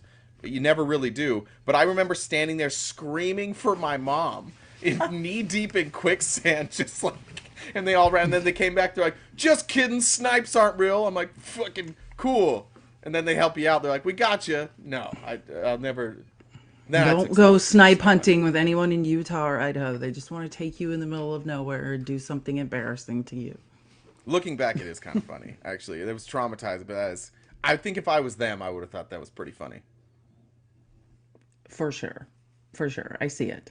Oh, wait, can we talk about Seven? I want to talk about Margarine. But I guess this is actually relevant. Like at first I thought this was like ridiculous, but then so Margarine just made this post, the whole Eric Swalwell, they say that The, he didn't. Eric Swalwell was a married guy. This was just another yeah, made up conspiracy theory that's been disproven, but they say he like had an inappropriate relationship with a Chinese spy or whatever. So Marjan is on Twitter yesterday yelling about that again, bringing that up. And then it says, in addition, now he aided and abetted Hunter Biden to defy a subpoena in our GOP oversight investigation into the Biden crime family. Okay, so she's bringing up the complete conspiracy theory that's been debunked about like the Chinese spy thing. And now she's saying that he aided and embedded Hunter Biden defying a subpoena. And then there's a link to this article written by The yeah. Blaze. Which, When I clicked on the link, I was like, is. of course, yeah. Of course, that's Let's where we're tell getting the this truth from. about But what happened. guess Police, what do you this wanna is tell us the about? truth? Yeah, like what the article is about. She's saying that he is like in colluding with Hunter Biden to help him defy a subpoena, which would be sort of I don't know if it's a crime, but what it really is how Hunter Biden did that press conference outside the Capitol the Yeah, morning where he was supposed to do his closed door hearing? Well, Eric Swalwell reserved that space for him. yeah. Which clearly is treason. It's fucking, that's treason. But did you read this Fuck article? aiding and Even abetting. Jonathan Turley is in here. Jonathan Turley, if you guys don't remember, is the go-to constitutional lawyer. He's like a professor, I want to say at George Washington University, maybe, a legal lawyer. And he is the same lawyer that showed up at the Twitter hearings, and they're like, so you're not an expert. You have no expert testimony to give. You're just a guy talking about Twitter. Yeah, And they're like, yeah, he's also the guy that showed up at the impeachment inquiry hearing and was like, yeah, there's not enough evidence to impeach like the president. right. But he's their go-to like legal guy that shows up at these Republican sham hearings and pretty much doesn't do the best job. But he's even in here. Like, let me find his quote. So last week, the first son refused to appear at a congressional deposition. Hunter delivered a brief speech outside the Capitol with Swalwell standing nearby. Swalwell later confirmed he had reserved that spot for Hunter's speech. So last week, Representative Darrell Issa, he's a Republican from California. He Yeah. wrote the leaders of the House Ethics Committee and asking them for guidance on what he described to the Washington Examiner as Swalwell's aiding and abetting contempt. This is the quote. By all appearances and reporting, the media space reservation by Congressman Swalwell, a member of the Judiciary Committee, was intended solely to allow Hunter Biden to fail to appear before the House Oversight and Judicial Committees, publicly announce his refusal to comply with a duly issued subpoena, and be in contempt of Congress, end quote. So then legal scholar Jonathan Turley enters the chat and says, quote, the question is not whether Hunter Biden can be held in contempt. Of course he can. The question is what to do with Eric Swalwell. Swalwell did not simply facilitate a crime. He went out of his way to associate himself with it. Just to give you an idea of the hypocrisy, Eric Swalwell is on the Judiciary Committee, which is headed up by a man who is dodging his own congressional subpoena. Along with Not helping someone dodge a congressional subpoena, is himself dodging a congressional subpoena. Along with four other Republicans. There's four other Republicans Harry. who. You have McCarthy. You have our guy Andy Biggs, who, by the way, was down at the border yesterday. Not in his district. Andy. He was down there in his pink shirt, looking like a big dumb In fuck. Texas or in Arizona? Arizona. There's that part of the border where people are like, where the asylum seekers are just like walking through that border, and then they walk and go get in line. And so all these Republicans down there are like, look at this, look what's happening. It's like, yeah, they're going to stand in line. They're being processed. They're literally all complying. You're just mad that they like didn't blow a hole through the wall, or like what are you mad about? They're literally going to stand in line. None of them are running from police. The police are there. They're like Border Patrol is there like over this way please, go this way please. We'll talk to you over here. And Andy Biggs Exactly. is down there like, "Can you believe this shit?" And it's just like women and children like holding hands walking. Yeah. You need to get him out of office for real. I've been doing this thing on Twitter where I just everything he tweets that I see, I respond to whatever he says and then say, "And could you please comply with your congressional subpoena?" And those are my most liked tweets. They're just literally every single day. That's what I say to Andy Would you Biggs. please? I know it never does get old. But yeah, so that's the irony here is the head of the Judiciary Committee is dodging his own subpoena, but they are trying to come up with a constitutional scholar like Jonathan Turley, save what is left of your reputation and pipe down. Don't get involved in this. Like reserving a spot for someone to do a press conference is not aiding and abetting a crime. And first of all, I don't think aiding and abetting contempt of Congress is probably a crime. I'm not sure not. what the criminal code there is going to be, but this is the hypocrisy of the Republicans. They will try to do something like they'll try to censure or they'll try to do something to Eric Swalwell for helping somebody avoid a congressional subpoena, and they will Yeah, continue he's going to do get nothing. censured. Yeah, for sure, And probably. I'm sure we're going to have a whole day of just what they did to Jamal Bowman, probably. this mindset makes sense to me too. I like this is that Christian mindset. This is that white Christian mindset where you're allowed to just like set things aside that maybe don't make sense or are inconvenient. Republicans are allowed to just pretend that their people are in open what do you say when they're defying a Defiance? congressional defiance, yeah, open defiance of a congressional subpoena. They're allowed to just like set that aside and focus on this. And if you bring it up to them, they're like, "No, we're not going to address that." And that's what scares me the most about Trump is even if Trump loses, all these same people who just did whatever he said and just followed him, they'll be welcomed back into the fold because they can't afford to lose anybody. So no matter what these people say and do, they'll be back in the fold. This lawyer, what's his name again? Remind me of this lawyer's name that the expert witness. Swalwell? Turley. Oh, Jonathan Turley. Yeah, Turley. Turley will be welcomed back on Fox News. He will never be held accountable for all the lies that he told publicly about Donald Trump. Nobody will care because when Trump is finally gone, whether he's not alive anymore, whether he's in jail, what Republicans will do is pretend that they never knew him. They're just going to put him behind and they'll pretend none of this ever happened. And everybody will just come back together in a whole kumbaya moment because they realize they're not replaceable. Like no Republican voter is no Republican congressman, no Republican period is replaceable. You're not going to go out into the American populace and create new Republican voters. It's not going to happen. Well, look at Charlie Kirk trying. It's a mess. Like Yeah, it's that's not going something like can you imagine selling the Republican Party to young people? Oh, surprise women, you there's no future for you. You don't need school. You just need to stay pregnant for the rest of your life. Like it's like there's no way to sell this to anybody who wants a future.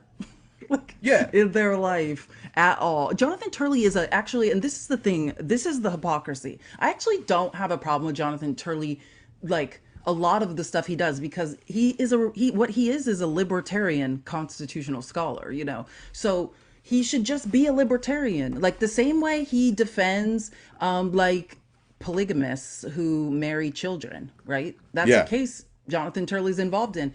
But he's not doing it right because he's some like creep who thinks men should marry children. He's a libertarian, and those are his beliefs that the government shouldn't intervene or right in things like that. So, but if that's your beliefs, then why are you in this article, Jonathan Turley, talking about someone booking a space for someone to do a press conference? You're a libertarian. Like either be that or you know what I mean, or be this hypocritical weirdo. You can't have it both ways. Like the other thing they're trying to say is like he's accused, what they're accusing Swalwell of is like specifically booking that press spot on the Senate side of the Capitol to prevent the House Sergeant at Arms from forcing Hunter to comply with the subpoena. That's the story. But But Swalwell didn't, then yeah. said, Okay, there you go. Yeah. yeah, I actually tried to book the House side. Like that's where we wanted to have the press conference. I booked the House side at 10:30, and then I think the deposition time had moved, and so the House side was no longer available. And Like so again, it's not even true. if the sergeant of arms, if they were really concerned about the sergeant of in arms, is it in arms or of arms? In arms, sergeant in arms. Is that right? Sergeant in arms. If they Yeah, really were concerned Sergeant. about that, then can somebody explain why he hasn't arrested again these 5 Republicans who show up every single day and are in defiance of their congressional subpoenas? Like every story from Republicans is absolute bullshit. It's absolute smokescreens. This whole thing is just meant to keep you guys angry, to keep you guys confused, to keep you thinking it's this both sidesism, so that your guy can continue to break crimes and then grift off of you. So and you feel like you're still on the right side. This is so reminiscent of every aspect of my childhood, every aspect of Mormonism. Every time a Mormon prophet got something wrong and then we had to reverse it, we just pretended it didn't happen. Like when the Mormon church spent $10 million in California to fight Proposition 101, which was the Marriage Equality Act in Oh California, and yeah. then 10 years later, we're like, no, we think that gay people should be able to get married and they're welcome in our church. We just pretended like the prophet didn't say, the Lord commanded me to fight against Oh, are you this. guys welcoming? Are you guys welcoming the I, LGBTQ? I was it's like, wait, that's news. we're welcoming in the same way that like any Republican who doesn't want to admit that they're homophobic is. They're like, well, you're welcome. Just don't be gay at all around us. Don't show any signs that you're gay around us. Otherwise, we are then going to have a problem with you throwing it in our Show face. any signs Yeah, that you're gay around us. yeah. That's We're gonna need you to talk a certain way. We're gonna need you to not be gay around people. Just be straight. You can come here. You can be gay, but you got to be straight while you're here. We need to talk about this though, because that's really quick. Then we're doing a quick segue to my article. Did you read the article, the New York Times article I sent you about the Methodist Church and what's going on with the LGBTQ? It is number 16. I This honestly, is I got really to interesting. 12. I think everyone will find this interesting. So, a quarter of the denomination's churches have left. The United Methodist Church. What this is about is if you're not specifically familiar with the Methodist denomination, the Methodists for years have been more tolerant and accepting of the LGBTQ than say maybe other Christian denominations. Like it's just like what you're describing, Jay. Like I don't think it's technically in their doctrine. Like they're not like, oh, so we welcome the LGBTQ. It's totally fine, and like in they can be clergy, but I don't believe that's in the doctrine. But it was happening in certain cases, right? So Right. they've had a ton of defections now. Like there's a ton of Methodist churches in Texas specifically, and they've all been defecting because of that, because of this schism over what will happen with the LGBTQ in the Methodist Church. And let me just figure out what the offshoot is. A bunch of Methodists in Texas, it might be called like the Methodist Global Church. They have split off now and are creating like Yeah. another Global Methodist Church. global Methodist church using which will essentially not be accepting of the LGBTQ because it's thought basically the business side of the Methodist Church has given everyone until December 31st, 2023 to sort of decide like if you want to stay or go. And you can take your church, you can take, your holdings and sort of just leave peacefully at this point. But the reason people are leaving is the LGBTQ essentially question, like can they be part of the clergy, can they, like can the LGBTQ get married inside the church? And it's expected that possibly in March of 2024 when the Methodist Church has more meetings about the direction of the organization, they might become more favorable to the LGBTQ. So that's why there's this huge schism. It's like one of the largest schisms of a Christian sect in history. I just wonder to if there are Christians here, and to any Christian, I wonder how you guys. Well, I know how you do it, but looking back for me, you can look at the acceptance and the reluctance of acceptance of every I don't, let's say civil rights. Every main civil rights discussion that we've ever had in this country, churches were on the oppressive side. Churches were on the side of bigotry every single time.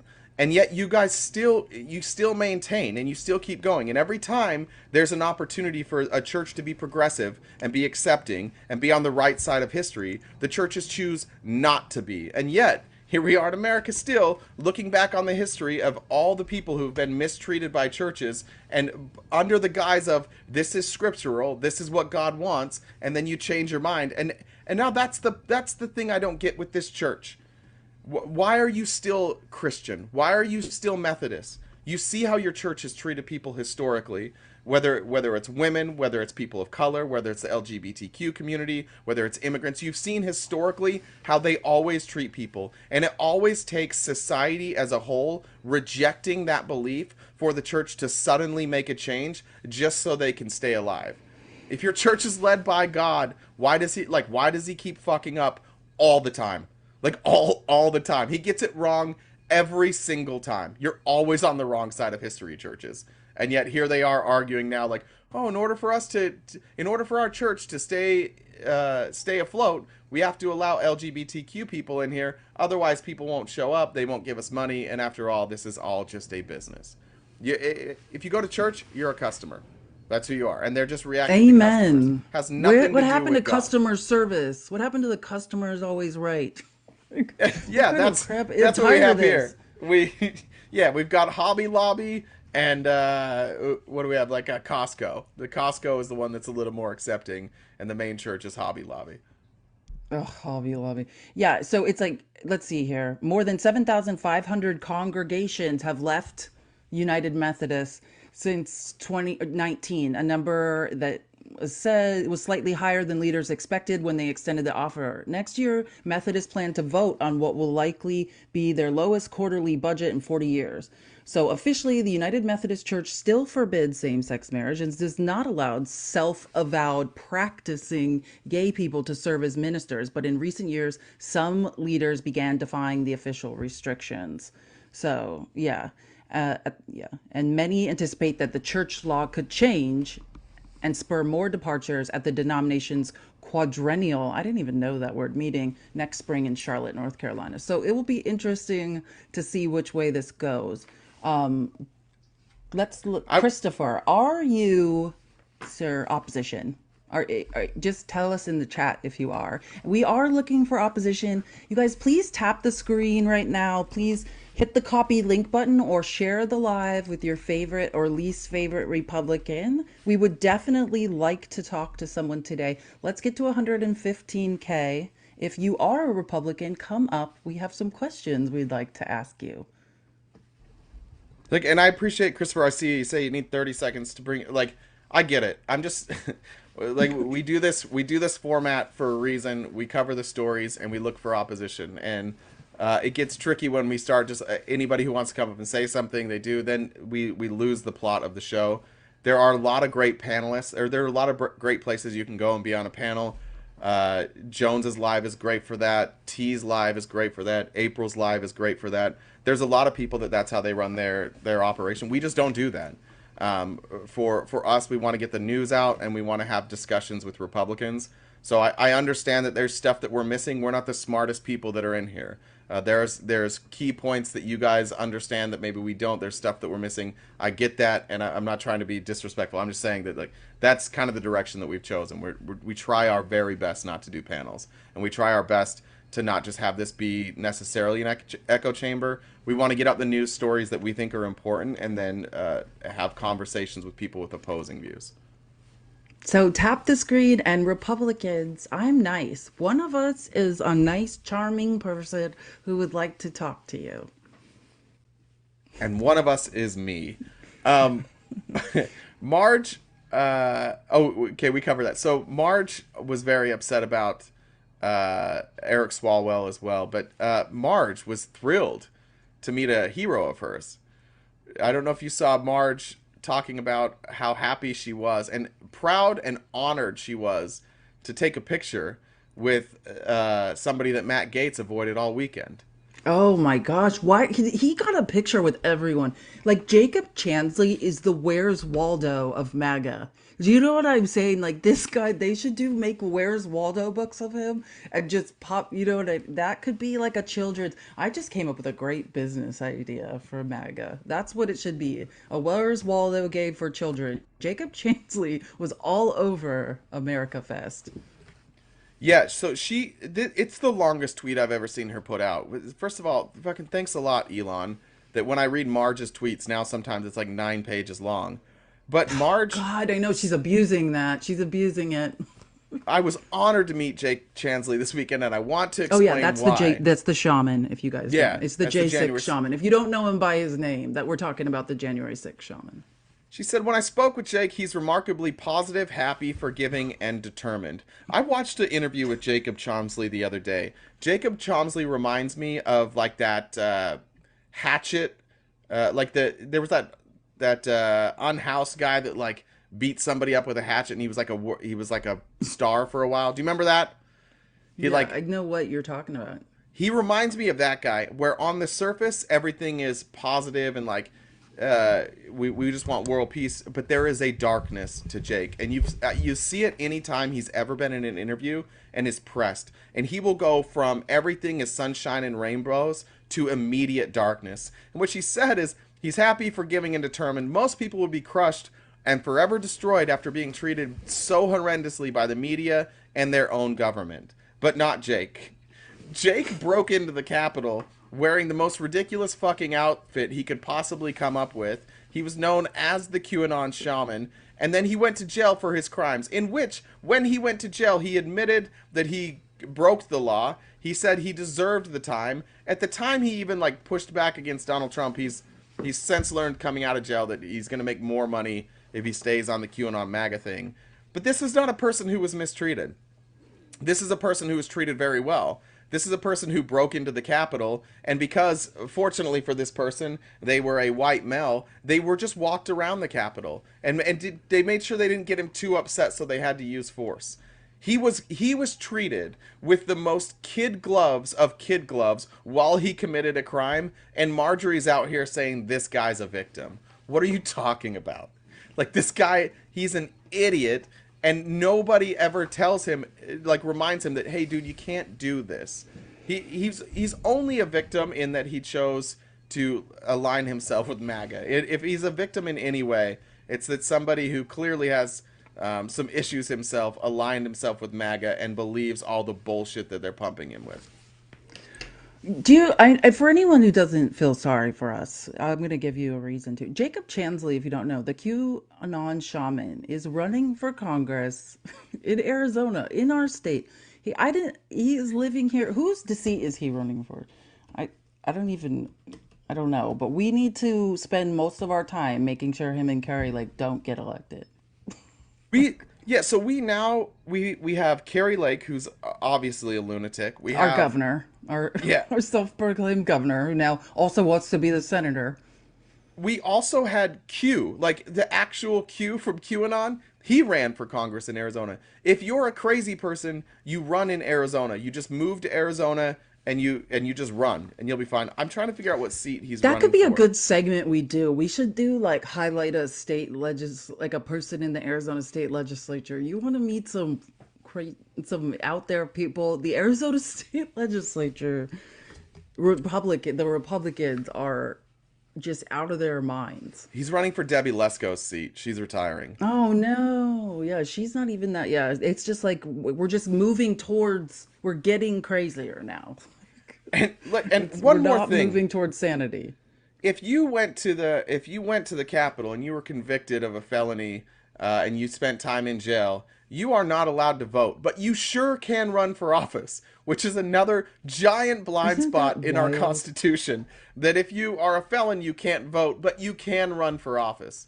That's insane. Well, and it says like, so I'm reading in this article that it's in our outline, the Q shaman trashes Matt Gaetz, that article, and it says here he's running his opponents for Congress are Blake Masters and Abe Hamada. I don't know if you know, Blake Masters ran for Senate. He's Peter Thiel, the daughter. Yeah, he's Peter Thiel's just like Peter yeah, Thiel's puppet. like He's just a lackey. puppet That's for Peter Blake Thiel. Masters. Yeah. Blake Masters and the senator, the guy who did get elected in Ohio, whatever his name is. Those are Peter Thiel's lackeys. His signs were crazy. He had the biggest signs of anybody, like, and they were all black, and they just said something about Trump. It was like Blake Masters supports Donald Trump, and it was just big, giant black signs everywhere. It was a bizarre campaign that he ran. He's a The only smart thing guy. that was good about him is when Trump wanted him to do what Carrie Lake did. Do you remember when Trump turned on Blake Masters? Because Blake Masters showed that like he was a little too sane, right? Yeah. He was not prepared to do the Carrie Lake. Like he was not prepared to just be like, I want Abe Hamada, who it says Trump has already endorsed Abe Hamada for the seat that Jacob Chan, the QAnon shaman, is trying to run for. Abe Hamada ran for Attorney General. Is that what he ran for? He either ran for Attorney General or Secretary of State and lost. He's another one. He did a Carrie Attorney Lake. General. He's still claiming to have won his election. But Blake Masters was just like, because he lost to we have an astronaut for a senator. Some states have astronauts for their senators. Goddamn right. Yeah, we do. And Blake Masters knew. He was just like, can I slink away in shame? One of my Republican golfing friends served in the military with Kelly, and is a Republican. He was on the commercial for Mark Kelly here. Like, I don't know if you remember seeing the commercials of like the people that had served with him. They're like, he'd lay down my life for him. I'd lay down my life for him. There's nobody you can trust more. He's like our new John McCain. We finally found one. My friend didn't vote for him. He did commercials for him. He said he's the best man he ever knew. He said that like he would lay down his own life for him. That's a Republican. And then he's like, I can't vote for him because he wants to take my guns away. Just didn't vote for him. Which I didn't even know that Mark Kelly wants. He doesn't. He just he wants doesn't. to, like, despite the fact that his pro-2A. wife was a victim of gun violence, he still isn't advocating to take guns away. He still doesn't do that, and his wife is almost lost her life to gun violence. If you guys don't know, Mark Kelly's married to Gabby Giffords, who was, I believe, a congresswoman in Arizona, and there was an assassination attempt on her when she was down, I think, in Tucson, and she was shot in the head and survived. That's his wife, and he still isn't trying to take away the gun right. By the way, this guy showed up one time golfing on his bike. He showed up we were done golfing. It was during COVID, so you couldn't go inside. Bicycle or a Bicycle. motorcycle? Yeah, so we couldn't be inside. So at the end of the rounds, we would just kind of like sit out on the grass. And he hadn't played with us, but he showed up on his bike, and he came and he sat down next to me. I was like, what are you doing? He's like, oh, I was fishing. And I was like, what are you, because we have the canal. So he's riding his bike and fishing. Oh, yeah. I was like, oh, cool. Did you catch a fish? He's like, no, it wasn't good. And then he opens his backpack and he pulls out a 9mm with a silencer on it and just starts undoing it and like taking out the bolts. I was like, what? Why do you have that? He's like, oh, you never know what's going to happen when you're fishing. I was like, why did you need a silencer? He's like, oh, I didn't want people to hear me if something came up. I'm like, oh my God, you're a lunatic. But he was in the commercials and would not vote for Mark Kelly, despite the fact that they served together. They were, I believe, both pilots together. I was worried we wouldn't find someone like John McCain, but You're just not on the Republican side. We won't, but we have Mark I feel Kelly like Republicans in Arizona don't necessarily want to like Mark Kelly, but Mark Kelly is basically a Republican, so they can't not like him too much. You know what I mean? Yeah, he's a Joe Biden Democrat. He's pretty. Yeah, he's a pretty Joe moderate. Biden Democrat through and through. For sure. I like him though because he's pro-union, pro-worker. Like one of the things that got me about Mark Kelly was one of the first times I ever heard him speak when he was just running was him just talking about how, you know, there has to be a path to like financial freedom for people through like trades, you know, like we need to bring back schools where you can become a contractor, you can become a master plumber, you can become a master electrician, master carpenter, like all of these things, like essentially without going to university, which I'm such a supporter of. And like when I first like his pro-worker, pro-union, like the way he cares about workers, like yeah, Mark Kelly has my vote. Have you? For sure. Did you see the video? Actually, I'll get it tomorrow. Remind me tomorrow to play a Mitt Romney video. I I I have live another to Mitt remind Romney you as of God things. video. Oh my God, he's so great. He's so great. What a guy. We should do maybe every Monday. It should be Mitt Romney Monday, and we just do three and a Every half hours. Monday, every Maybe Monday we of our just read his lives book. has to be Mitt Romney Monday. Yeah, maybe we just read his Okay. book, and then we just go down. And then when we run out of books to read about him, we can just share our personal feelings about People how are great like, he is. Mittens no. Monday. Yeah, just talk My about cat's that. name is Mr. Mittens, so this makes me feel better.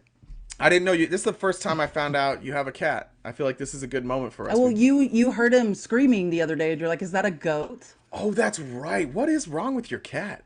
Why does your cat He's scream? from Idaho. All right, He's that an makes Idaho sense. cat. He's a Mormon. He's a Mormon. He's a Can I? fundamentalist Mormon. I've been waiting for this story to tell. I've never come up with a good time, but I'm going to do it right now. I'm going to tell you a story about Rexburg, Idaho, and the experience I had in Rexburg, Okay. Idaho. I served Rexburg, isn't that where BYU Idaho is? So just to give correct. everyone some background, extremely Mormon, Rexburg, Idaho. Yeah, it's like where I'm from, but it's also where like Chad Daybell and Lori Vallow moved to when they decided to unalive their kids. That was in Rexburg as well. But Those are people who joined a Mormon fundamentalist cult and then unalived their kids because they said God told them to. correct, good friends of mine, Lori Vallow, I'm just real explaining to people who don't know. real sweetheart. So no, so I served my Mormon mission. We say serve, but that's how we said it. I was in Moses Lake, Washington for part of it, and I had a lot of friends from Moses Lake, and there was somebody that I had met from my mission that was going to school at BYU Idaho, and uh, I wanted to get some, so I drove from my house in Provo to Rexburg, Okay, Idaho. thank you. Yeah, and There I we was like go. 23, 24 years old. I drove from my house to Rexburg. I can't even remember how long of a drive that is. I want to say like 4 or 5 hours. Does that sound right? 6, maybe? This I don't is know. not the law of This is violating the law of Oh, chastity. we violated it. Let me tell you. So I got a hotel because I don't live in Rexburg, and you can't stay You with drove four students. hours. Yeah, I did. It wasn't just for that. I thought she was a nice person. I did enjoy talking to this She was a person. lovely woman with it. She was Lovely woman. intelligent. Lovely Yes, woman. we respect Anyway, so women. we get a hotel, we go out to dinner, we go to the hotel, like we do whatever, right? I She leaves in the morning, and I have to drive back to Utah, and I'm driving and I get a phone call from her saying, "My bishop called me this morning. He knows that I stayed at the hotel and he knows it was with you." The bishop had my name. I didn't live there. I'm not from there. Nobody there knew me. The bishop had called the hotel, and because the hotel was Mormon, they just gave my name to the bishop. The people at the hotel like, These are "Oh, like someone sinning in there. that room, that's this person." So then on the drive home, I get a phone call from this person's parents, their dad, who also got a phone call from the bishop that morning with my name. And of course, they knew who I was because I had lived in Moses Lake. And then on the way out of town, I'm driving and I see a cop. You know how you've been in Rexburg, so it's a divided freeway, right? Yeah. You have 2 lanes this side, and then the median. So I'm driving southbound. Police officer's going northbound. The police officer, I see him behind me, goes like Dukes a hazard through the middle, flips on the lights, and I'm like, I look down, I'm going 69, funny number, in a 65. I'm like, oh, not for me. So I'm just driving. I get over to the side so the police can go, and he pulls me over. And he pulls me Because over. He you were says, "You know why I soaking. pulled you over?" And I said, "No." He goes, "You were speeding." I said, I had my speed or whatever cruise control at 69. He's like, "Yeah, that's 4 over."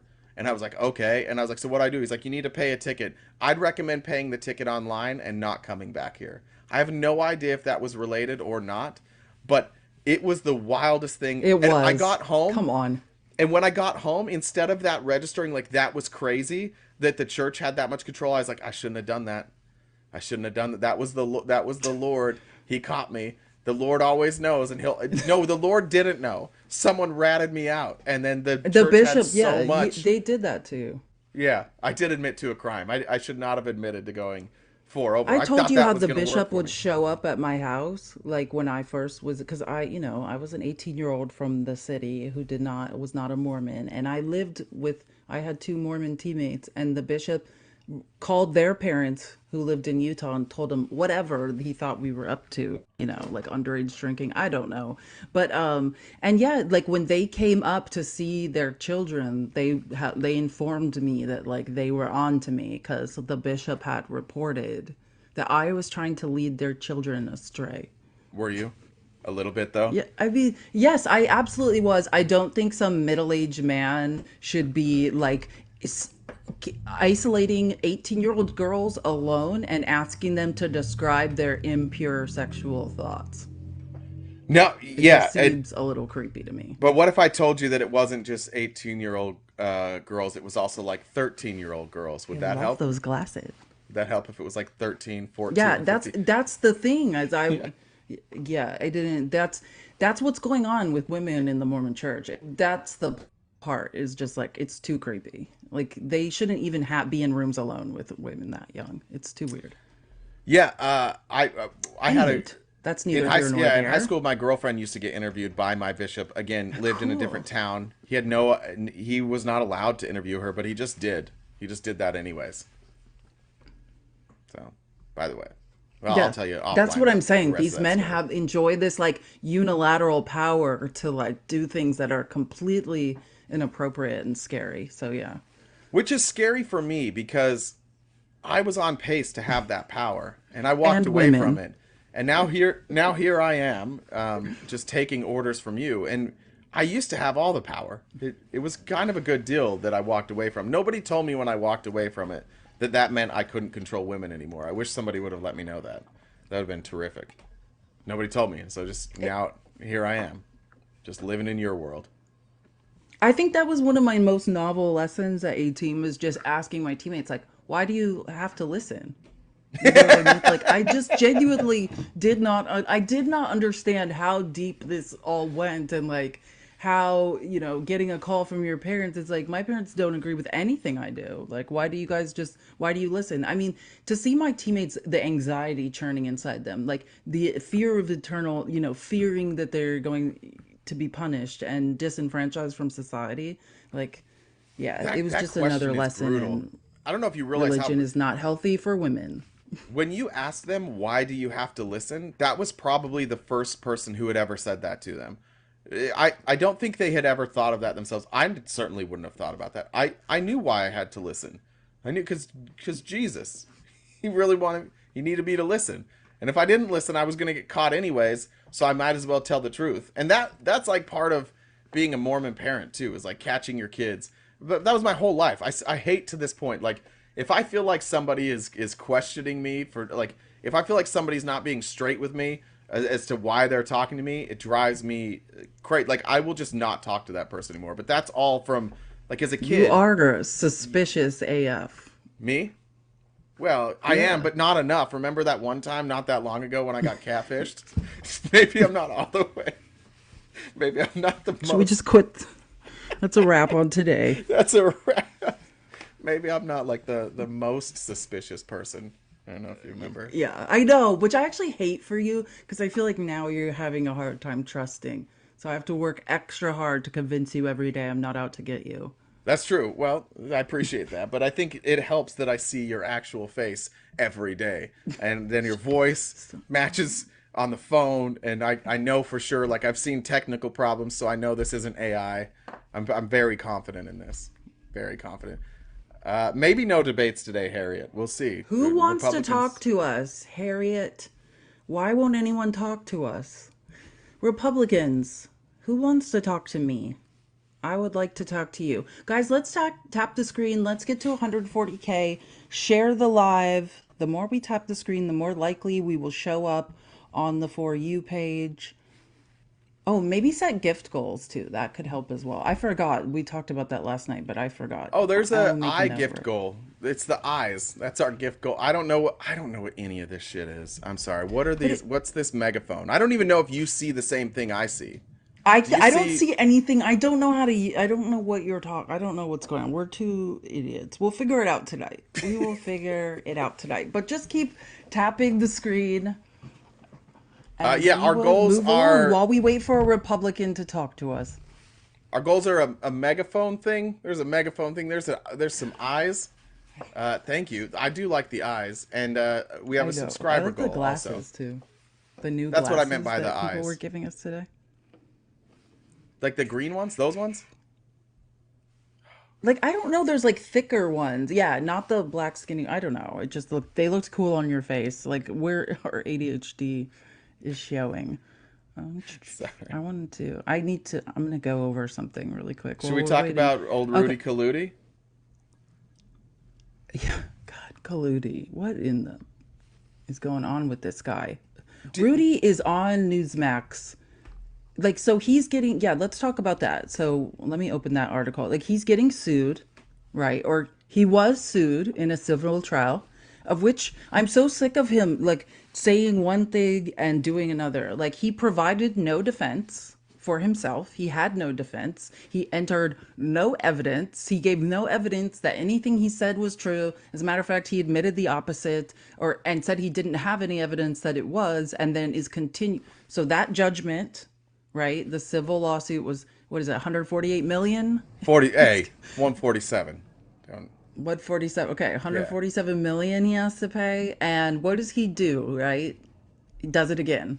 He, like in true Donald Trump fashion, he Who's just goes out and continues the defamation to her. who's running Newsmax? Well, that's what I was gonna say. It's the last. Like they're gonna get sued. Do you guys not know? Well, they have to be sued. They need to be sued because they've been platforming. They are the only. If you watch, either you see Rudy on some like obscure far right podcast, his own podcast, or you see him on Newsmax. You don't see him being platformed. Like Fox learned a very expensive lesson about platforming people. You know what I mean? Who are committing defamation, right? Yeah. Newsmax has been platforming someone who was guilty of now officially, right, has been found liable of defamation, and they should learn a very expensive lesson. And it's unchecked. That's the main thing. Is that it's one thing if Newsmax platforms old Rudy Kaludi, and then they check him, right, and they try and fact check that stuff. Like, hey, remember when you just lost a lawsuit from this? Are you doing it again? Are you trying to get sued again? But no, they're agreeing with him. I don't. Who owns Newsmax? Do you know? Does anybody know who owns No, but Newsmax? let's look at him. Let's try to look at him. Somebody that does not get Christopher Ruddy. He's the CEO of Majority. I don't know. He was a journalist. How does he have American money? journalist and what? Maybe he just is claiming. Let's see. He's grew up on Long Island. Okay, where his father was a policeman in Nassau County. He was a graduated summa reporter cum like his laude whole from life. St. John's. Yeah, so he's actually a real reporter. He started Newsmax with. This doesn't make sense.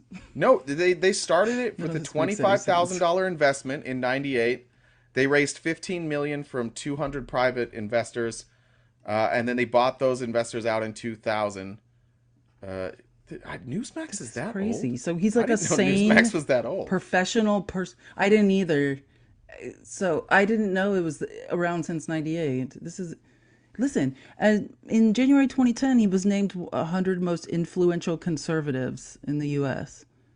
So he's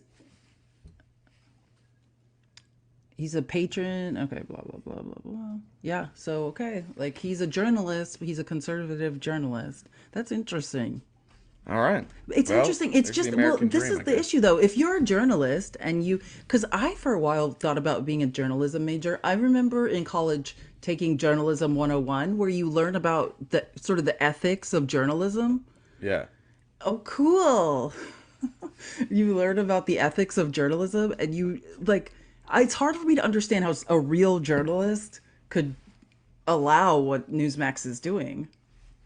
To never Yeah. fact check. Like I'm talking about just never fact checking anything. Like some of his early work is impressive too. Like he was a legitimate like he was a legitimate That's what I'm journalist. And saying. then, he was one of the like main journalists covering the Whitewater scandal for President Clinton, which was a real scandal. Like you can like it wound up being him being impeached for a blowjob, but before that, White House was a real actual like abuse of power. That was a real case. The Clintons were not the good guys in that. He debunked a story in the PBS documentary that an all-black army unit had liberated the Buchenwald and Dachau concentration camps. I have no idea if that is true or not. This is to Oh, the, here- it says that he here we describes go. himself as a libertarian conservative and a Reaganite. That's And interesting. he's a member of the International establishment Council, Republican. which was chaired by who? Who? Henry Kissinger. Big, Oh, Henry, surprise, the butcher surprise. of Cambodia. Very interesting. Before you came Why is that along, not surprising? I had I think it was new. I had an invitation to go on Newsmax and talk about. I don't even remember what I was supposed to talk about. I wound up getting bumped. Tommy wound up going and doing it. What? Yeah, they bumped me for Don Jr. actually, like the day of. I was supposed to be on Newsmax. I don't even remember what we were discussing. Whatever Tommy discussed, I was also supposed to discuss. And then they bumped me for Don Jr. And then I haven't heard back. It was on Eric Bowling's show. Oh, I know. Yeah, Eric Yeah. Bowling. Ugh, he's unbearable. Wait, no, it wasn't Eric Bowling. It was someone else. I forget who it was. But yeah. But I got bumped for Don Jr., which was sad. That's cool. I didn't even know that. They haven't talked to me since. They were not happy.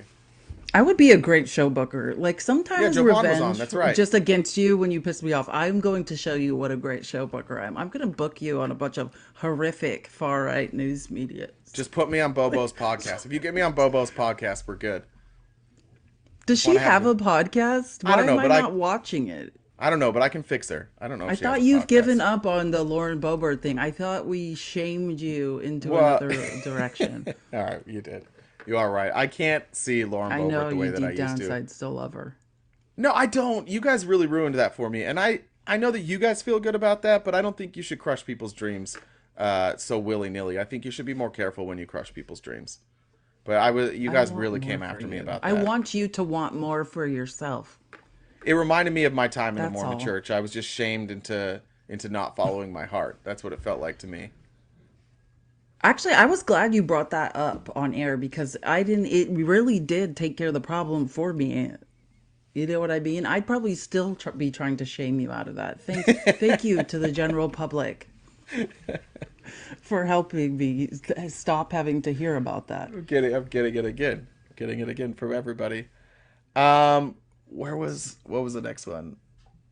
Because women everywhere, Jay, want to believe that when you choose a partner, it's more than just looks. That you value women's minds.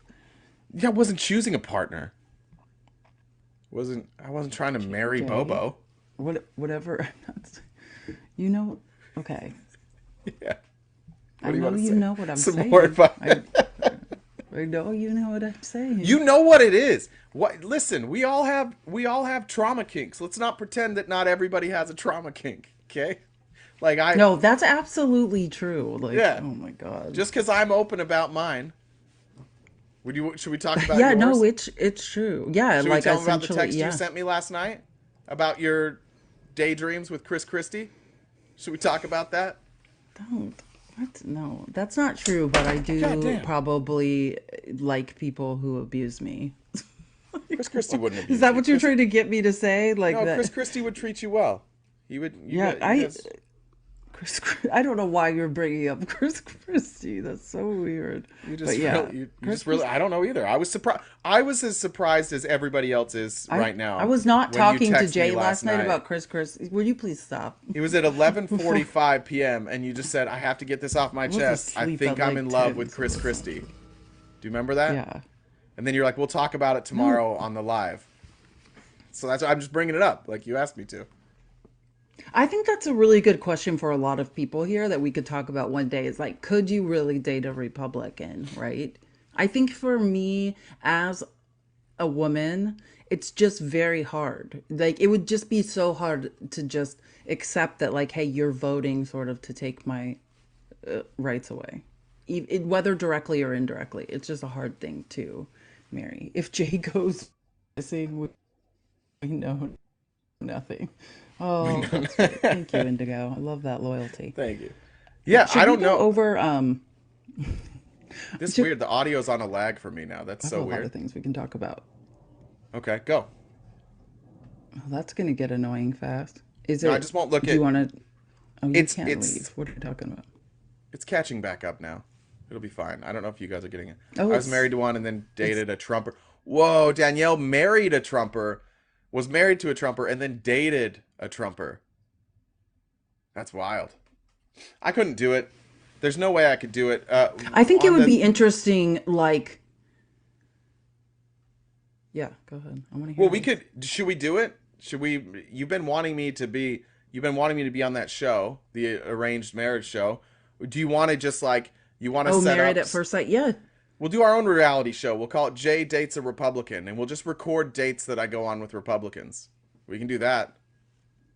Wanna do- or see- yeah, like see how we that could do goes. like an episode of like, yeah. I think, but I think you could date a Republican. I don't think you would even have a problem with it. Like, I think you would be fine. I think it would be harder if you married someone and then they were like indoctrinated into MAGA. Do you know what I mean? I think that would be hard to like know someone one way and then they became like fell down the outright pipeline. Like, then it would be like, what am I doing? But if you knowingly date someone, thank you for the heart. If you knowingly date someone who's a Republican, you kind of can't complain about it. Like, Correct. Yeah. The once. problem, I agree that like maybe previously I could have dated a Republican, but I have a daughter, and that matters. Yeah, And that until changes this Republican things, huh? Party like treats women with respect, like there's just no way. I don't think I could date a Republican and then go spend time with my daughter and feel good about that. Like knowing that time I was spending away from her to make me happy was with like somebody who didn't want her to have rights. I think that would be really, really difficult. I don't think I could do that. My daughter's cool as hell. You haven't, so That's I'm exactly fine. what it is. But it's just my hope for men that eventually we can get to a point where it doesn't have to be because you have a daughter that it clicks. You know what I mean? That'd be Like, cool. I think for a lot of men, and some men it doesn't click, right? Like, Yeah. even after having a daughter. But yeah, like that is, I'm probably we couldn't be friends if it hadn't clicked for you because yeah, it's to fully you have a daughter now and you see like how your daughter is literally in danger. Like Yeah. her future is uncertain I was as a already like result kind the of Republican liberal. Party. Yeah, I was kind of liberal, but I don't think I would have had like the emotional understanding, which for me like that does matter. Like when for whatever issues matter most to me, like there's gonna be obviously the thought process behind it. Like, do I think it's a good policy or not a good policy? Who does it affect? But having a daughter and looking in that direction and realizing like what potentially could happen to her if we were in a Republican state. Yeah, like that probably never would have happened. I wouldn't have had that kind of like visceral reaction to it had I not had a daughter. And you're right. I don't know how you get that. I don't know how you get that through to most men. And I don't think I'm special because I figured it out because I really like I had a daughter. That wasn't I didn't choose to have a daughter. I didn't like I and I don't know where I would have like where my mindset would have been without a daughter. So I don't know. I don't know what the solution to that is. Maybe Yeah, I think Bobo we're could getting. be I like a catalyst for change. Maybe if we can flip That's the Bobo, thing. we can flip Bobo to the left because she'll do whatever we tell her to do anyways. And once we have her on our side, she's just gonna say whatever we want her to say. We know that. So maybe that's the project. We can call it dating Bobo. I'll just go date Bobo. We'll go see Beetlejuice, and then I'll take her to Newsies, a real musical. We'll go see Newsies. We'll seize the day, and we'll Don't see what happens. disrespect to Newsies. Like that is my favorite. It's my favorite show. musical. I'm not doesn't being deserve it. disrespectful. She's gonna defile music. She's gonna defile Newsies. That's a good I point. will I not wouldn't have want to be it. distracted. I will not have it. She's a scab. She is scab. a scabber. What are we gonna do? Soak 'em! Oh my god! I look. We need to watch that movie. Jack, what's his Christian Bale's best role? He's lead in unbelievable in that Newsies. role as cowboy. He's unbelievable. Yeah, maybe we watch. Maybe we do a Discord movie night and we watch Newsies. I think we would can like the watch- only people that are going to want to see it. Stop And it. we'll talk the entire way. We Put could your just hand act up it in the out for chat if everyone. you would want to do a movie night watching Newsies. If- the Disney version where Christian Bale plays the lead. I can't Because, remember yeah. Uncle Rusty Pants. Is that opposition? You usually remember who opposition is. Jen Sorry. said no. Jen said no. Sorry, Uncle Rusty Pants. I apologize for that. And I apologize because I know we've talked, but I just don't remember anybody at any time. I just don't remember anyone for any reason ever. Oh wait, I know what it's something I want to talk about. This guy. Did you on in the outline number 13, did you Stopped at 12. listen to this clip of this man? There's a man named Will Rollins, and he's running for Congress in California, and he's a lawyer, obviously, and he was on Ben Meiselas's podcast, Midas Touch podcast, Yeah. talking about he was prosecuting people, January 6 people, and now he's being called. They're calling like for him to be prosecuted or something for prosecuting January 6th people. I just want to play this clip Display, yeah. because calls on I social stopped at media to 12. have him arrested for posting that he helped. Like he posted like, "Oh, I'm running for Congress. Like, I helped prosecute, people who committed crimes on January 6th." And everyone, in true MAGA fashion, is calling for him to be arrested for upholding the rule of law. But I think he's intelligent. what a I think dirtbag. he's an interesting guy. So I'm just After gonna the play number it. two Hold on. He calls for you to be arrested. Says that you should be arrested instead of elected. And the basis, apparently, for which he says that you should be arrested is because you made a post that said that you are a former national security prosecutor who helped prosecute January 6th defendants. Yeah, I mean, I guess I just wonder what they think about my other work at the department. Are they mad that I went after the number two prescriber of opiates in the state of California? Are they mad that I put in prison drug dealers? Are they mad that I put people who committed wire fraud and stole retirement savings from seniors in prison? Are they mad that I went after a university professor who sold missile guidance chips to the Chinese military? I mean, these are bipartisan issues of public safety. And just because I went after the folks and helped my colleagues in DC go after the folks who assaulted the U.S. Capitol, I should be thrown in prison. And I mean, this is the irony of what's happened to this party. I mean, this is an assault that left 5 cops dead. This is a party that used to claim to be the party of law and order. And I always used to say and I still say to the folks that are Republicans in my district and a lot of my Republican family and friends, I mean, your party used to stand for 4 basic principles, right? Law and order, personal accountability, the rule of law, and hawkishness on Russia. It stands for none of those principles anymore. Amen. Well, tell the people. I think he's going to be a great candidate. I don't know. Oh, you guys, this is Mr. Mittens. Sorry, he broke in and was screaming. This is Mr. Mittens. He's a cat that was born in Idaho. He's a Hello, fundamentalist Mormon. He's a But yeah, I'm going to go. He's a fundamentalist Mormon. That was Will Robbins, and if you search Will Robbins, Rollins. oh, that's why I thought it was Robbins. Not And I Will searched him on Robinson Twitter, from Lancaster. and everything says Arizona Robbins. I don't know who that is. I assume from some movie. I don't know. Does anybody know who Arizona Robbins is? Who's Arizona Robbins? Will Robbins is running for Congress. Oh my God. Baby Panther. We still don't He's a know. little Grey's jaguar. Anatomy. Okay, she's from Grey's Anatomy. Will Rollins. This is the thing. Again, it goes back to reminding me of just my days in a cult. The reason that the Republicans are defending January 6th people is not because they think that they're innocent, not even necessarily because they think they did nothing wrong.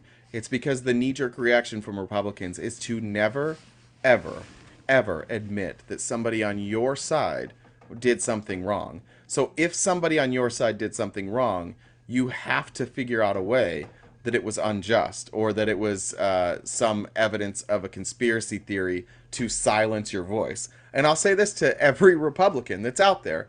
Nobody is trying to silence you. In fact, we're begging you to talk to us. We are begging you to tell us what your fucking plans are.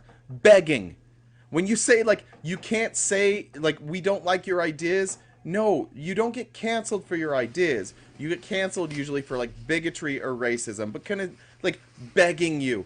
We'll give you our platform for 3.5 hours. If you just show up and tell us one fucking thing you're planning on doing, or one fucking thing you think could fix the country. Just one, just a policy that doesn't include everything is so unfair, because that's what you've become. Is you've just all become people who complain. And that's why you see these people blindly defending January 6th, the January 6th insurrectionists. And again, 5 years from now, they'll all pretend they didn't do it. They'll just pretend that they weren't defending the January 6th people. They'll pretend, no, we didn't support Donald Trump's fascism. We're just normal, everyday American citizens, and we don't support any of this stuff. Because that's how they live their life. That's how you live your life when you are a devout Christian. You have to pretend most of the time that just like the stuff that is happening isn't happening. And the things that you believe aren't really the things that you believe. And sometimes they're the things you believe when you're in church, but when you're not in church, then you don't believe them anymore because now you're in the real world. It's a very confusing way It's to like live. it's like the Christians, how like, well, if you are an evangelical, like I was raised devout evangelical, and every so often, like, they'll predict like, oh, the world's gonna end and then Christ is returning, and then Christ doesn't return, and then it's just kind of like they just kind of pretend they never said it or haven't implied it. It's like are we being raptured or are we not being raptured? Yeah, and every time there's an actual cult, the reason that they're a cult is because they follow through on their doomsday predictions, right? Like when it's time, when Halley's Comet is flying by, like they do their thing. But Christians just keep making these pronouncements and these predictions, and then when they pass, they're like, never mind, we didn't do that. No, we didn't say that was. Oh, God had a different plan, and then you just ignore it like it didn't happen. You have to ignore like. Are gay people allowed to be married now? Yeah. How many Christians were saying like that would never happen in America? When you won in state legislations, when you blocked it, you're all like, yeah, this is God's will, and now it's okay. And you're like, oh, and also we should start discussing whether or not they should be clergy. You just move the goalposts your entire life. That's what being a Christian is.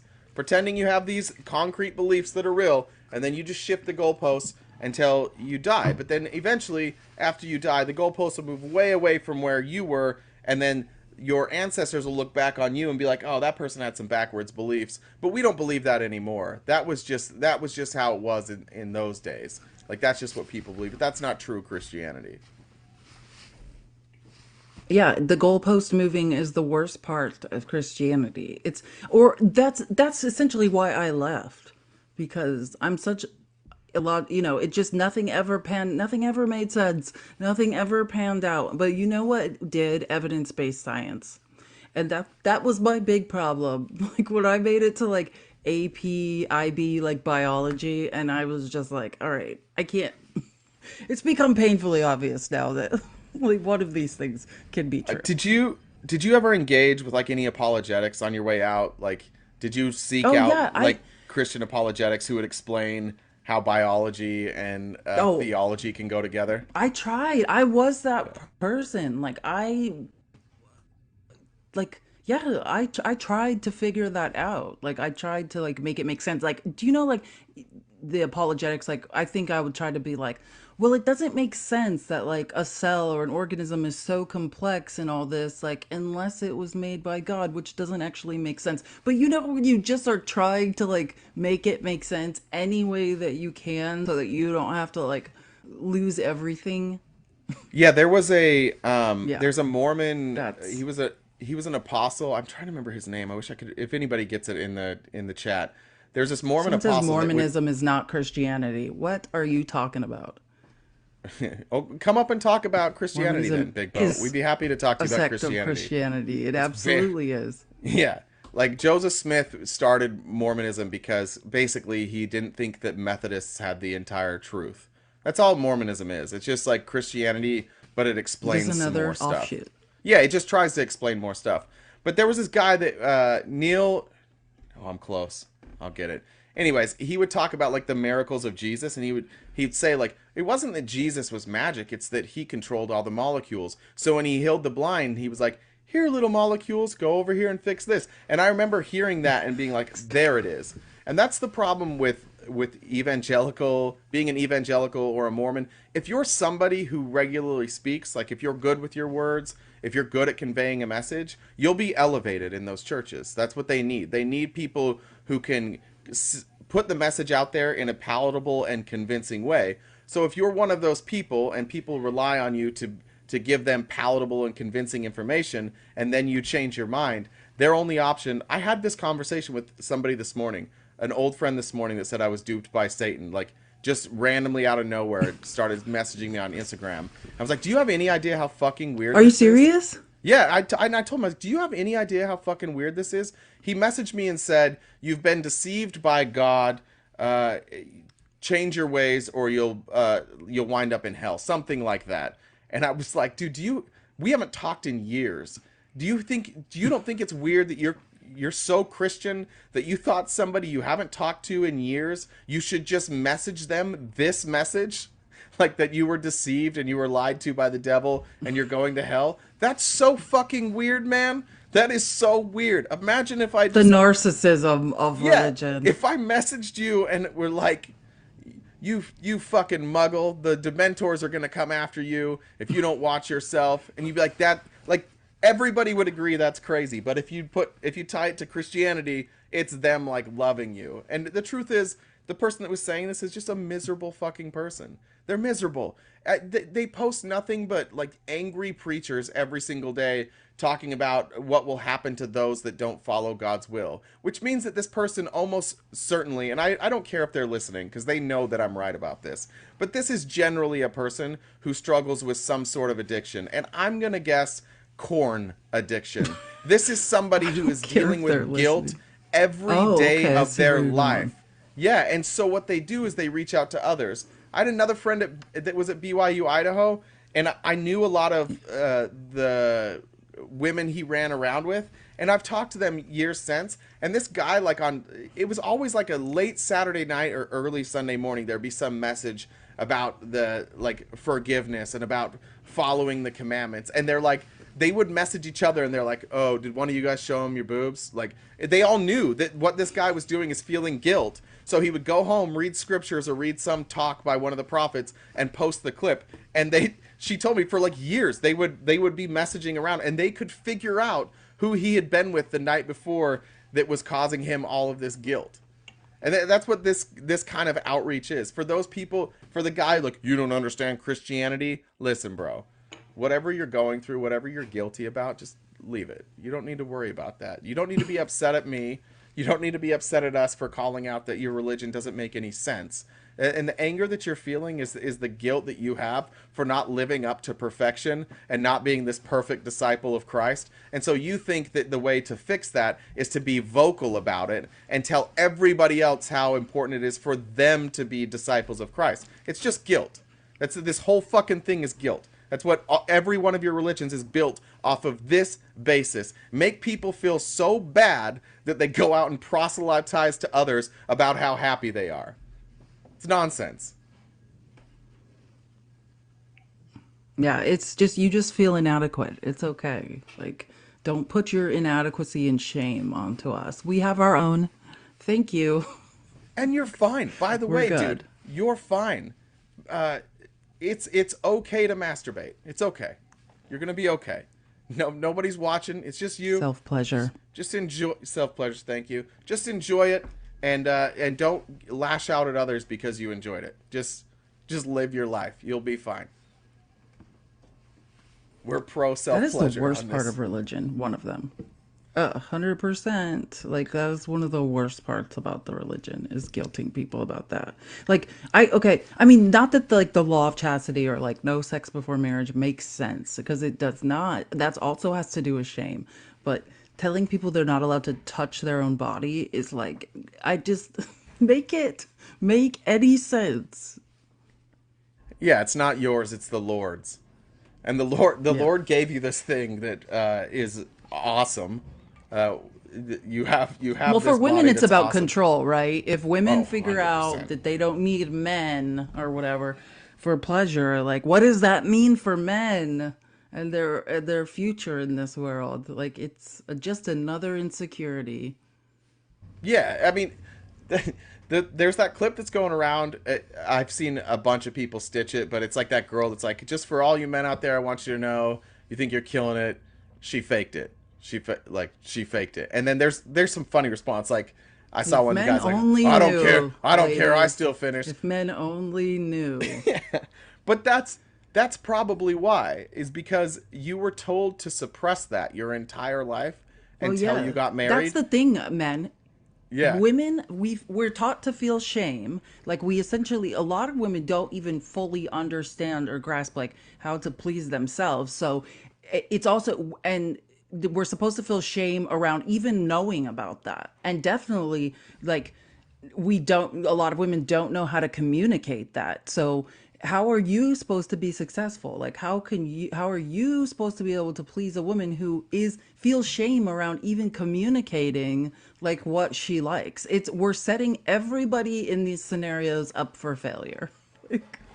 And it's interesting, like if you look at people who maybe women specifically in the Mormon religion, and I've only heard this. This is anecdotal, but I used to listen to Mormon Stories podcast a lot, and there's a lot of deconstruction stories. So there's a lot of women who talk about like how they were shamed about their body, but the ones that generally like have a healthier relationship with sex as they got older are the women who like had their bishops telling them you can't do this when they were a kid, because they were like exploring their own bodies and they did understand that, so that when they finally did get married and it was time to have sex, even if they'd had it before, like it was an exciting thing for them. They looked forward to it. They weren't shaming. Like I can't imagine enjoying sex like while you're just feeling shame the whole time and feeling like you shouldn't be enjoying anything that's happening to you because you've been told your whole life you're not allowed to enjoy that.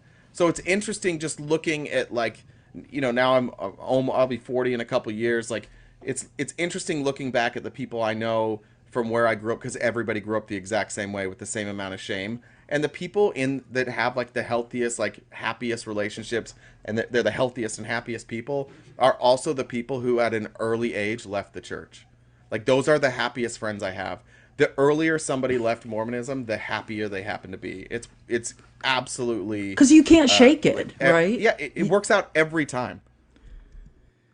It's hard to, even now, like I mean, you still feel that shame. Like yeah, religion makes you, it's amazing, the mental, like the way your brain shifts, how the shame never leaves you. You always feel like you're doing something wrong. It's ingrained in our society. Even people who aren't religious don't know why, like women are subjugated. All of that has to do with the early Christian church.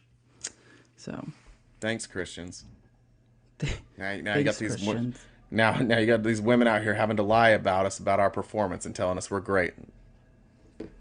But I mean, listen, I will say this. Like, I think that this is just for the men out there. It's not necessarily even about like whether men can, like, whatever the word is, perform like in bed. If I can't relax enough during the act of sex because I feel so much shame and guilt about what's going on, I will never have an orgasm. Do you know what I'm saying? No, like that's no, how much not this even, is stacked not even. against men. Do you know Well, how men easy? don't know, but Yeah, like do you know I'm how just easy saying, it it's is like for us to have an orgasm? It's so easy. I have no understanding of the difficulty of an orgasm. None. Zero. Zip. It's very easy. well, for women, it's completely mental. So if we Yeah. can't relax, like even for a second, like it becomes an impossible task for men. It's like, so you guys blame religion for this. This is the Christian church, men. It's setting you up to feel wildly inadequate for the rest of your life. What are you what are you doing? So many men just said, I just had one. I just had one. Like, the men are resonating. Like, yeah, when you say we have no idea, we don't.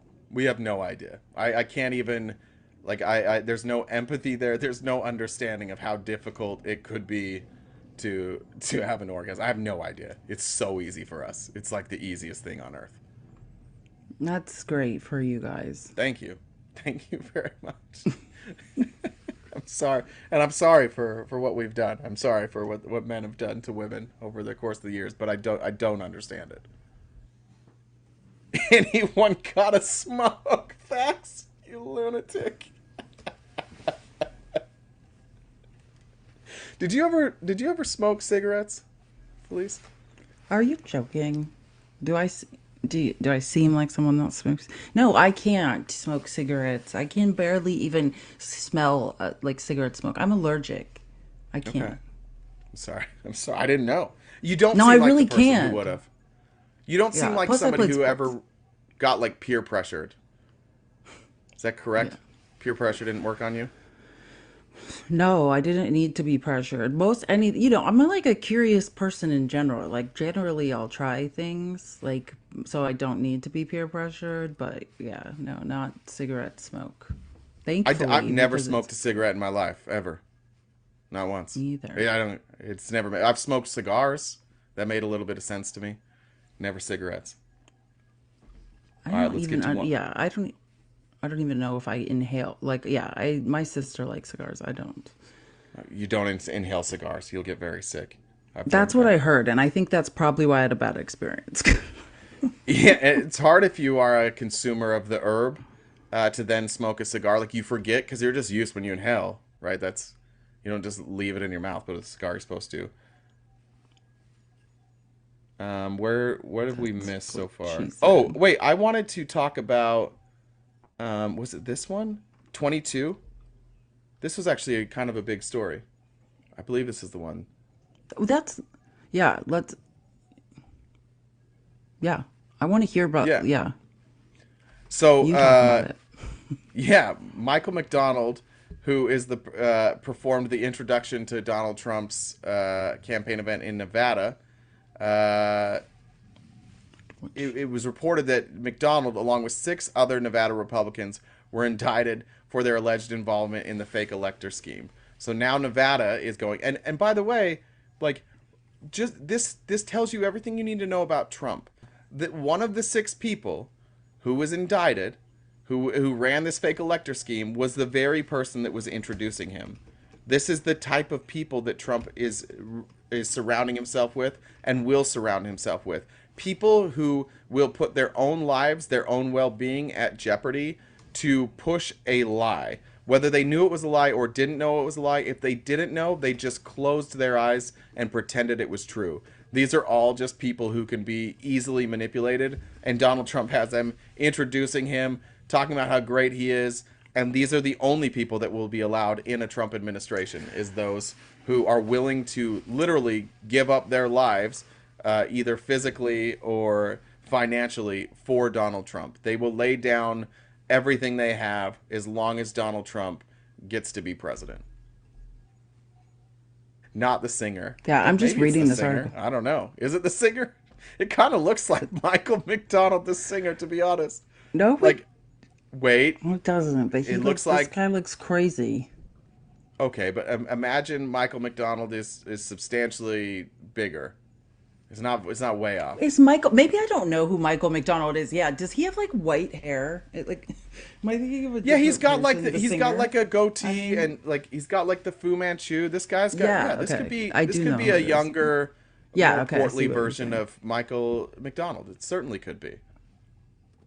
I can't wait till we indict the fake electors in Arizona. Like, is all I'm thinking. Do we know When who is the that fake happening electors here? are here? Soon.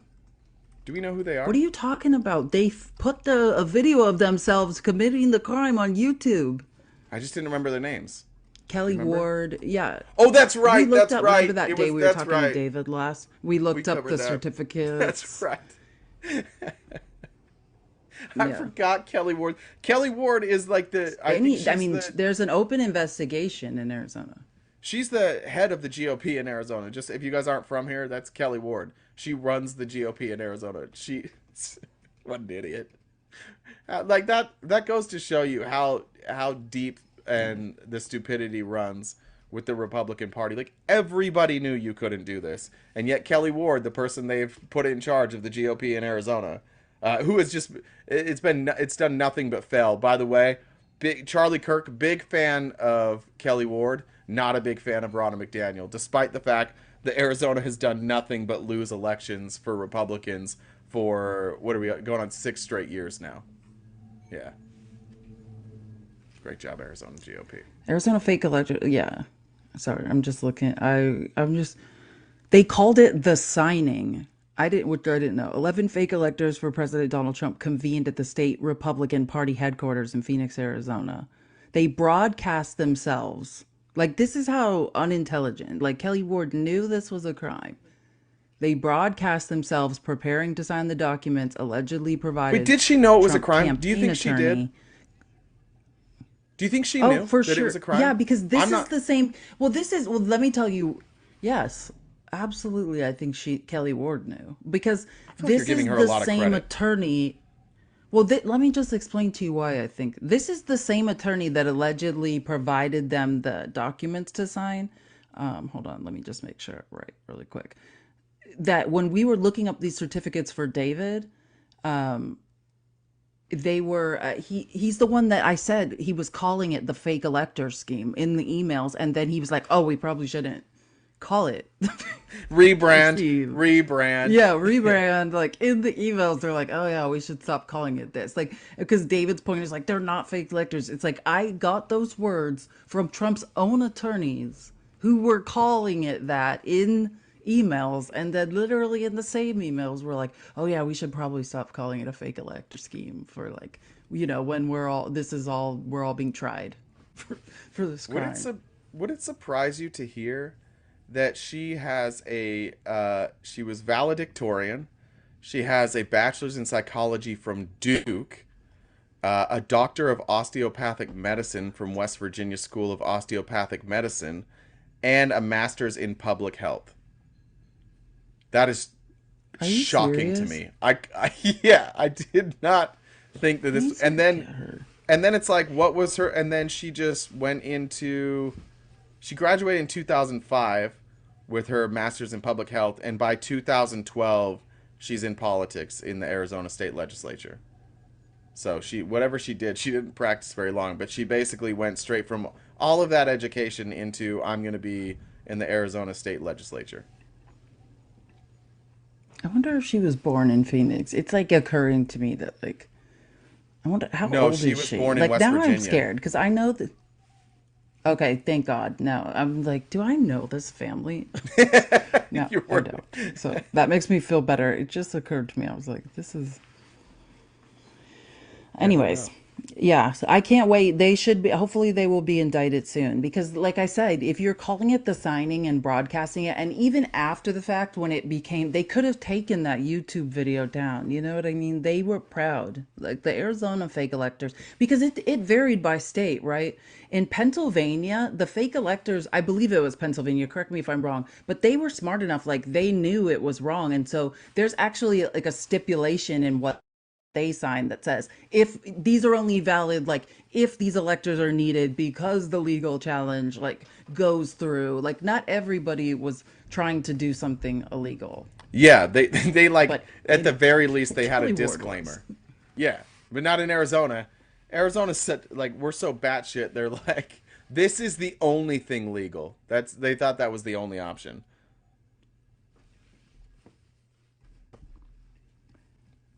Can I just wanted to talk really quick about number 29, which is the end of the like I just wanted to say this really quick because it's just something that occurred to me. Like this man who the Republican who drove like super far to behead a statue of a satanic statue that was like at a like at what is it, like the state capital of Hold on. Idaho. It Do you was know a what I'm talking about? yes, it was. But it's not just a statue. It's a bedazzled statue of Baphomet. Baphomet. Yeah. Yeah.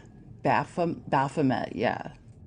Baphomet. I just didn't know how to pronounce it. I was nervous about saying it.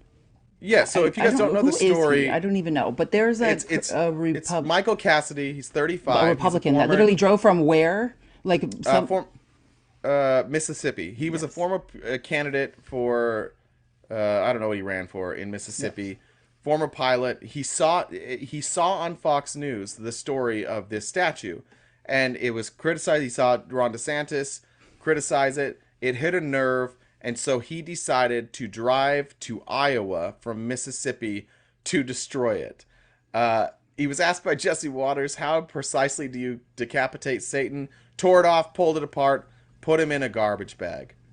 This is the same party that demands that we not take down statues of Confederate generals, people who were actually like uh, acts of sedition, and like we don't celebrate acts of sedition against our country, and that we don't or that we continue to celebrate the people who fought against the right, or fought for the right to have slaves. Like those statues, those need to stay up, and we must protect them, and we must talk about it all the time. But if you put up a statue that's mostly just mocking Christians, then it needs to be beheaded. That's the problem with Christianity, is you guys think your beliefs are so important. You think that if you Well, believe no, but something why don't strong they enough, you can protect do freedom this. of religion? Why, like that? Like the Christians don't aren't smart enough to think, oh, I should respect this statue because if somebody is going to behead this statue, what could they do to a statue of Jesus? Like, don't you see it's the same thing? You're protecting freedom of religion, not because for respect for your own religion, right? Yeah, you've And seen. if there's one other thing that, oh, go Go ahead. ahead. Well, I just think there's a tone I was just change going to say that from bothers me Christians. about the Church of Satan is that it's not, people think that the Church of Satan is about worshiping Satan. It has nothing to even do with that. It has to do is just recognizing yourself as the highest power. It's about seeking pleasure for yourself. Right. Their response was brilliant. They said that they'll continue to advocate for religious pluralism and freedom of speech. I said we were thrilled to be part of the Iowa State Capitol's holiday display for the first time this year. Despite experiencing the destruction and beheading of our display, we carry with us a sense of accomplishment. And here's may the spirit of compassion, wisdom, and justice prevail. And then hail Satan, which I liked at the end. But like they advocate for, and it's just spitting in religion. Like they're advocating for good things. Everybody agrees that these are good things. It's the word Satan. It's that word that freaks all of you guys out. Your fairy tale beliefs, or your, even if they're deeply held, like you don't get to dictate the laws. You don't get to destroy property. You don't get to shut down other people's speech because of what you believe. But that's kind of the tone change. Marge has really made a tone change on that. You're seeing way more Christians than I ever remember before in important positions saying that we are a Christian country, that we were founded on Christian nationalism, that our Constitution promotes Christian nationalism, and that Christianity should be the religion of our country. I don't ever remember in my lifetime Republicans being this open about their desire to get rid of all religion besides Christianity. Are you playing music? Do you hear that? Yeah, are you playing music? What is that? It's you. When you muted it. Is it your phone? Is your phone? Unmute. See what happens.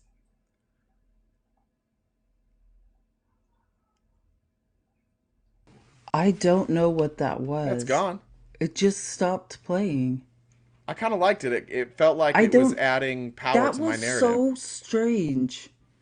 But like it wasn't coming out of like I have my laptop, like that was the strangest thing that's ever happened to me. I don't know where that came wasn't from your I think phone? it probably my computer though. It must have been it must no, my phones are on silent. It must have been from my computer. No clue what that was. That was very strange. Well, I think I kind of liked that. I think Anyways, when I go go on back to long what you were rants, it saying. might be a good idea to put music behind what I'm saying. I don't think that's the worst idea. I Baphomet have appreciated no you. idea what That was Baphomet.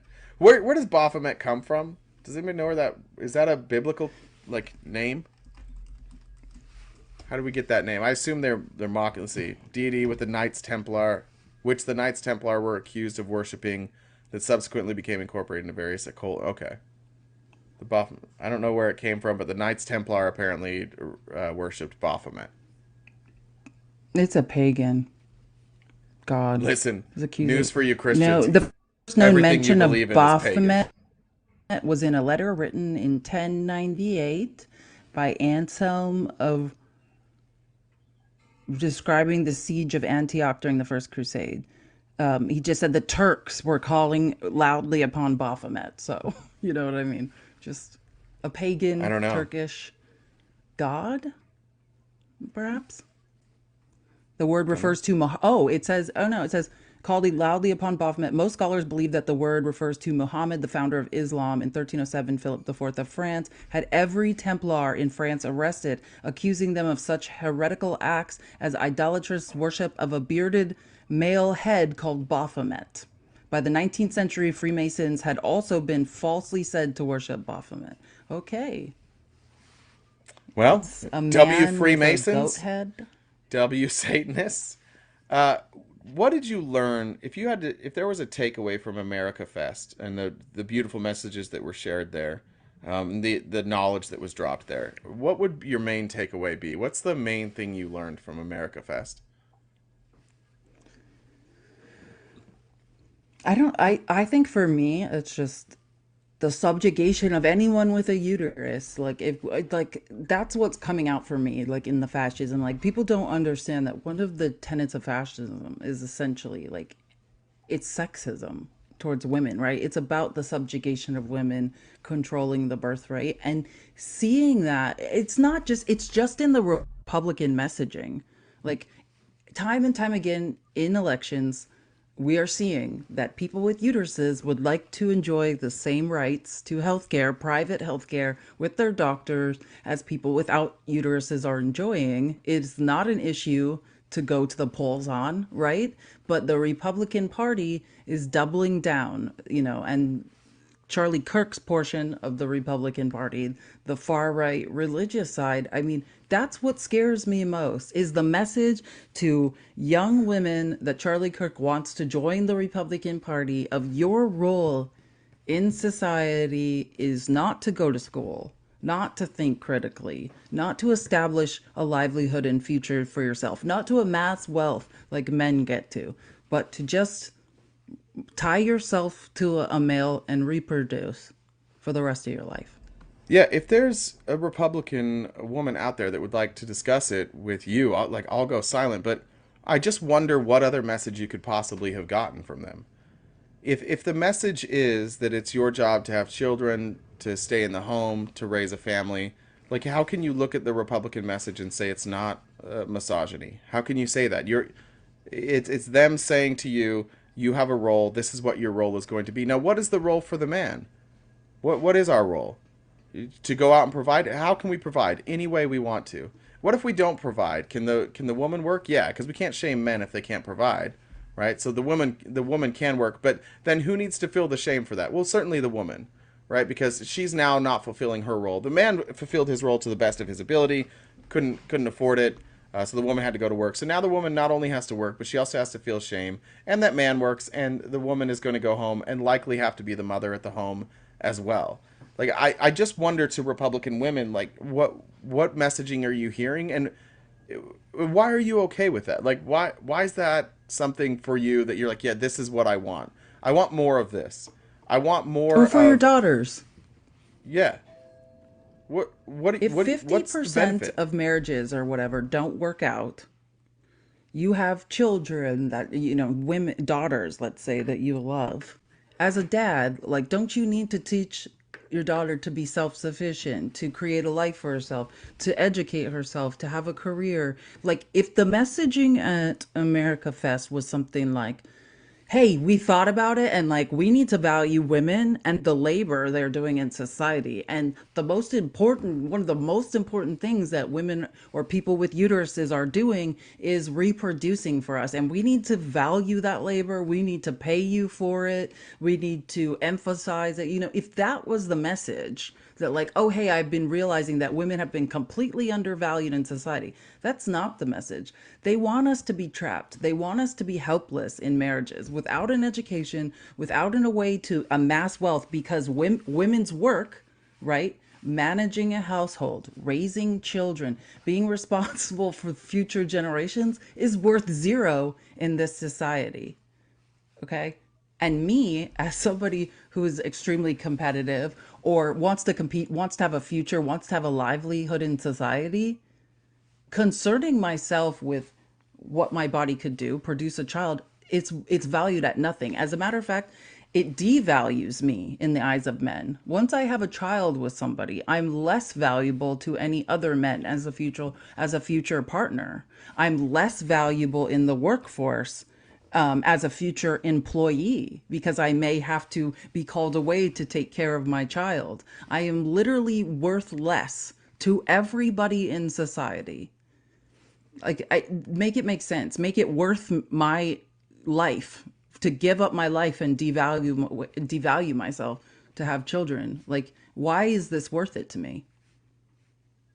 And I think, yeah, and I think that the reason that this is the messaging is because there's no way that they can do that. There's no way that these Republican men can look at the history and what they want to conserve and look back and say, like, they can't admit, oh shit, like, all we've done is oppress women.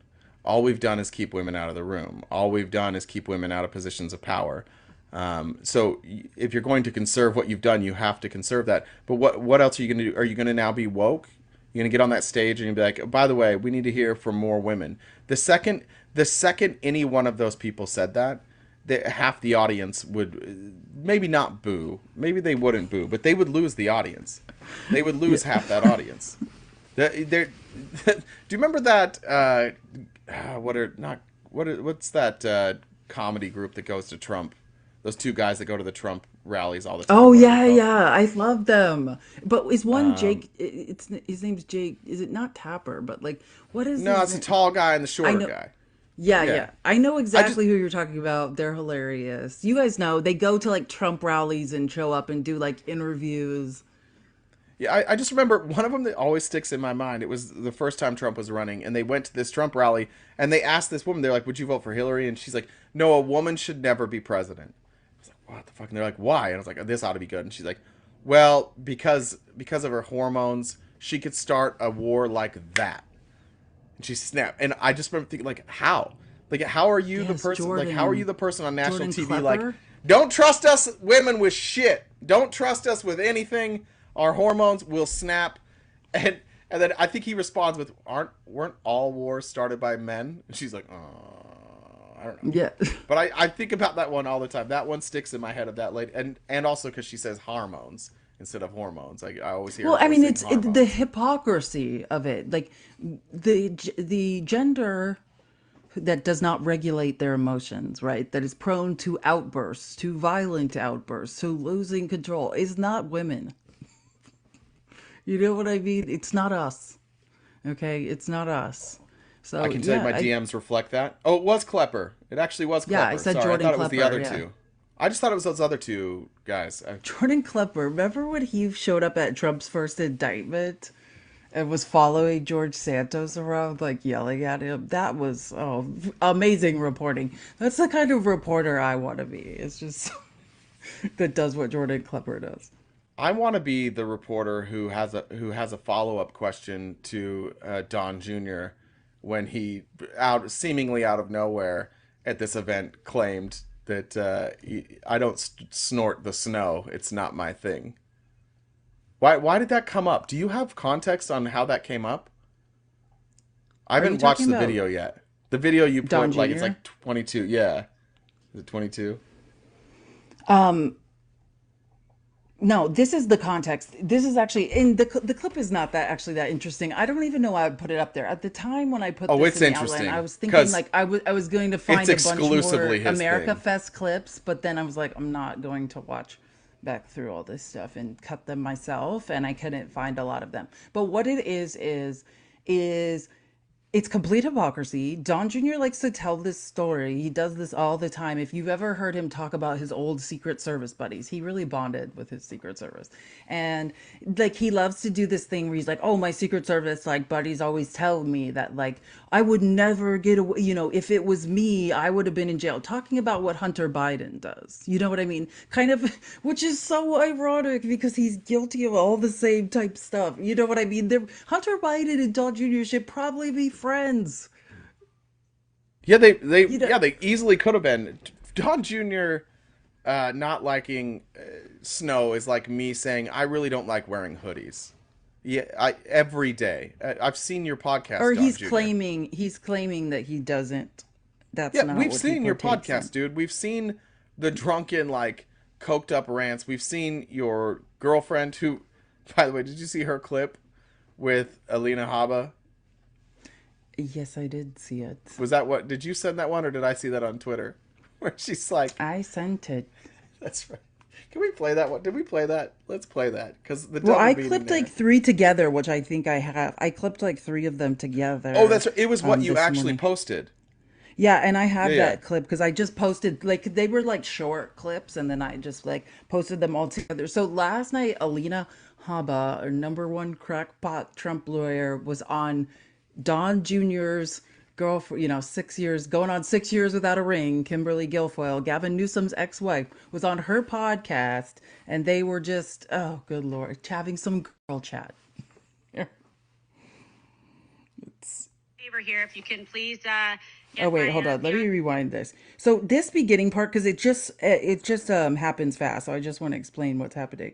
Basically, this is Kimberly just in the beginning. She's the one talking, making a plea. Okay, she's upset about what's going on with her relationship with Don Jr. and she's begging Alina Habba, the lawyer, to help her. Favor here, if you can please get my fiance and his brother off. I'd really appreciate it. Really don't want to have to. First of all, don't say it support like that. Junior for the rest of his life. You ruined the best part. No, I didn't. Yes, you did. You don't know right, what sorry. the punchline is. I do know what Just it is. let- I didn't think that was the just- best part. okay. I'm sorry. Play it again. Oh, I like it. So let's just let this go through, and then I'll pause it after. Favor here, if you can please get my fiance and his brother off. I'd really appreciate it. Really don't want to have to. I'm gonna have to support Junior for the rest of his life. Oh my God, what is going on with the sparkles? Talk to liberals, Democrats, independents, libertarians.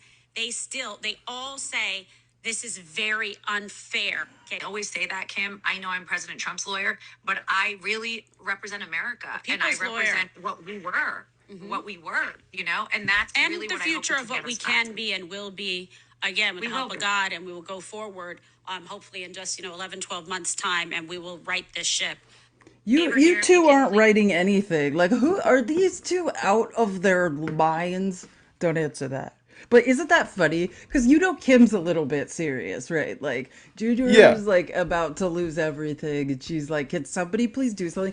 So I don't have to support Junior. And here's how I know, like, about Junior, right? Like, Junior's a hustler. Junior is essentially what do you call it, an influencer. Like, he does paid appearances, and I remember him talking about like how he introduced Kimberly Guilfoyle to that game, kind of because she needed to make money, Yeah. like because Don Jr.'s not getting, like, he doesn't have some trust fund. Like, the way Trump controls his kids is like by slowly like giving them scraps. And Right. so like when Trump was, when Trump was president, he would go and have these tantrums where all of a sudden he'd start tweeting like, "I don't like my kids," and like when he was running against Biden in whatever year that was, 2020 or whatever, and he, like, several times he got mad at his kids and he's like, "I don't have kids," and like would throw them out of his life. And that's when Junior became an influencer, and he taught Kimberly Guilfoyle like how to get paid appearances, and now ironically she's supporting him. Yeah. Well, I'm just a child. Like, I'm a child for thinking the funniest part of that is when she's begging Alina Habba, "Can you get my boyfriend and his brother off?" Like, we're just gonna pretend that the clip doesn't start with, "Can you please get my boyfriend and his brother off?" and then a long pause. Like, we can't. Don't tell me that's like, not help. that's not the right part. That's not the right part that was funny. It reminded me the end of that where they're speaking over each other and just generically talking about how like they're gonna save America. Just reminded me so much of sitting around like with my religious family and them talking about like how bad the world is getting, and my Republican friends just like, "Oh, the world's going to hell in a handbasket. We're so fucked." They don't really know anything. They're not really saying anything specific. They just know that if they sit there together and complain about how bad the world is, they're going to find common agreement. If any of you want to know what it's like to hang out with Republicans, what you do is you sit around and you complain about shit. You complain about how the world is changing, how it's so screwed up, how the kids don't want to work, how everything was better in your day. Doesn't matter how old you are. Once you're 20 years old and you're a Republican, everything in the past was perfect, and everything in the future is just crazy, and kids don't know anything. That's what it's like hanging out with Republicans. And then like just like the worst gay jokes you've ever heard in your life. Like not even funny gay jokes. You'll be like, what, do you put cream in your coffee? Or are you gay? You're like, nice one, man. Fucking great joke. That's what it's like hanging out with Republicans. That's my number one problem is like, where are the solutions? Like, I don't know how Republicans work in corporate America. Like, all the grievances, all the complaining. Like, you can't do that in corporate America. Like, in my boss, it'd be like, unless you're here with the answer to the question you have, like, please get out of here. Like, like, Not you promoting capitalism. Not you I, up there. listen, I'm great at capitalism. I was great. I'm great at it. I'm a winner. Like, if I will step on somebody to win, like it was ingrained in me in my life. So actually, yeah, in a meritocracy, I'm extremely successful because I will gnaw my own arm off, like to keep from getting second place. So yeah, I am a successful. I could be very and was very successful in capitalism. It just I fundamentally realized it didn't make any sense, and then I felt stupid.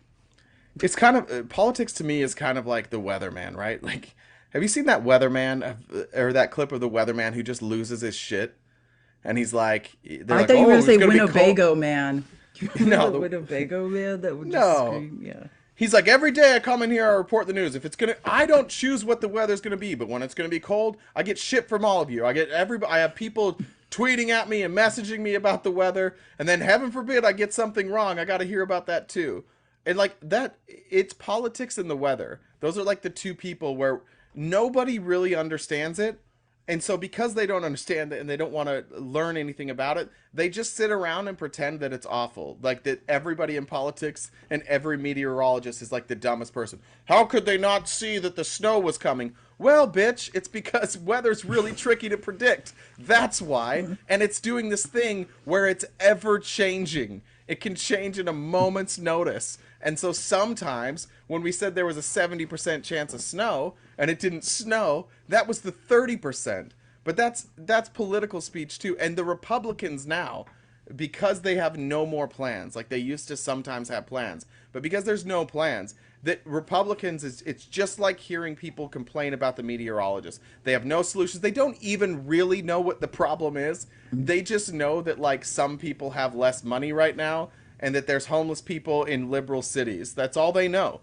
They're just like there's an invasion at the border. We don't have enough money, and there's homeless people in liberal cities. And they just recycle those three talking points for 4 fucking days at AmericaFest in Phoenix. And people paid. Like, that was $700 well spent. I got my picture taken with Marjorie Taylor Greene and the QAnon shaman. This was worth it.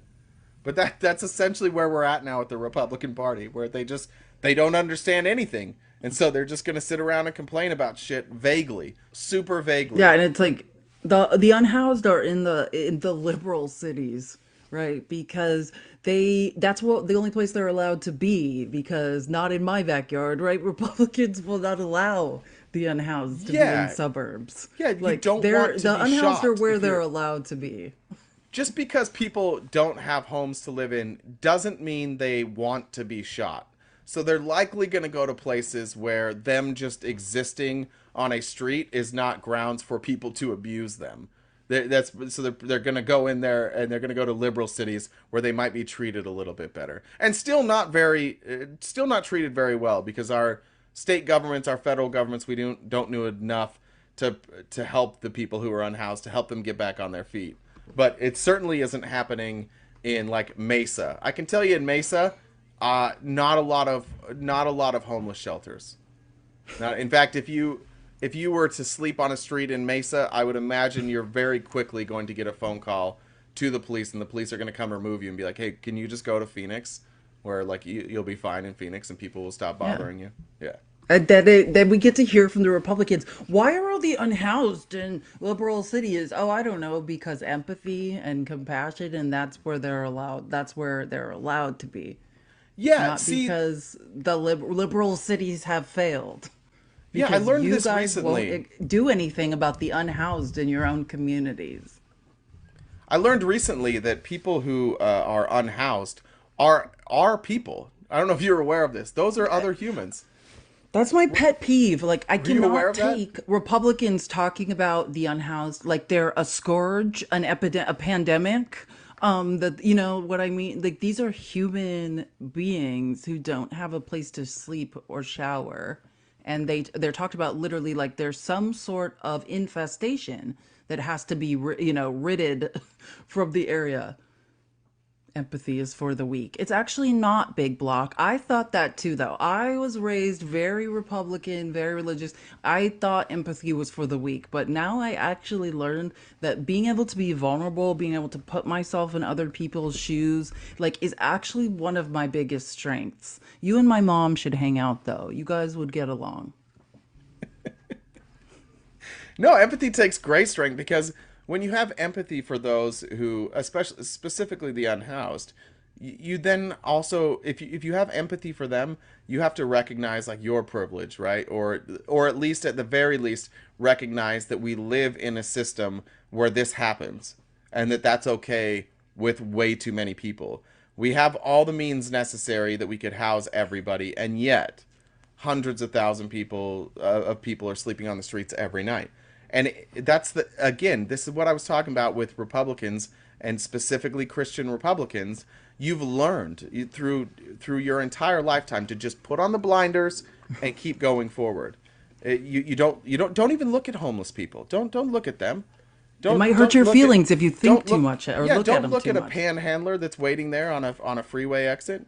Don't look at the person that's standing outside the gas station. Do not look at them. Put on your blinders. Do this. Assume that they're there because they made bad decisions and you're where you are because you made good decisions, and move on with your life. And then when you're around with your friends and you're sitting there in your warm house, make sure to demonize these people too. Make sure And be that like, all of you "Ugh." guys are on the same page, that the reason you're in that warm house enjoying your time together is because of the decisions that you made, and that you're so smart that you're not unhoused. But look at all those dummies out there that are unhoused. They make bad decisions. And then you don't ever have to have any empathy, and you don't have to do anything to fix any problems because ultimately it was their choice. That's what freedom is to conservatives. Freedom is the ability to look at things that are happening to other people and say it was their choice. It couldn't possibly be the system that we live in.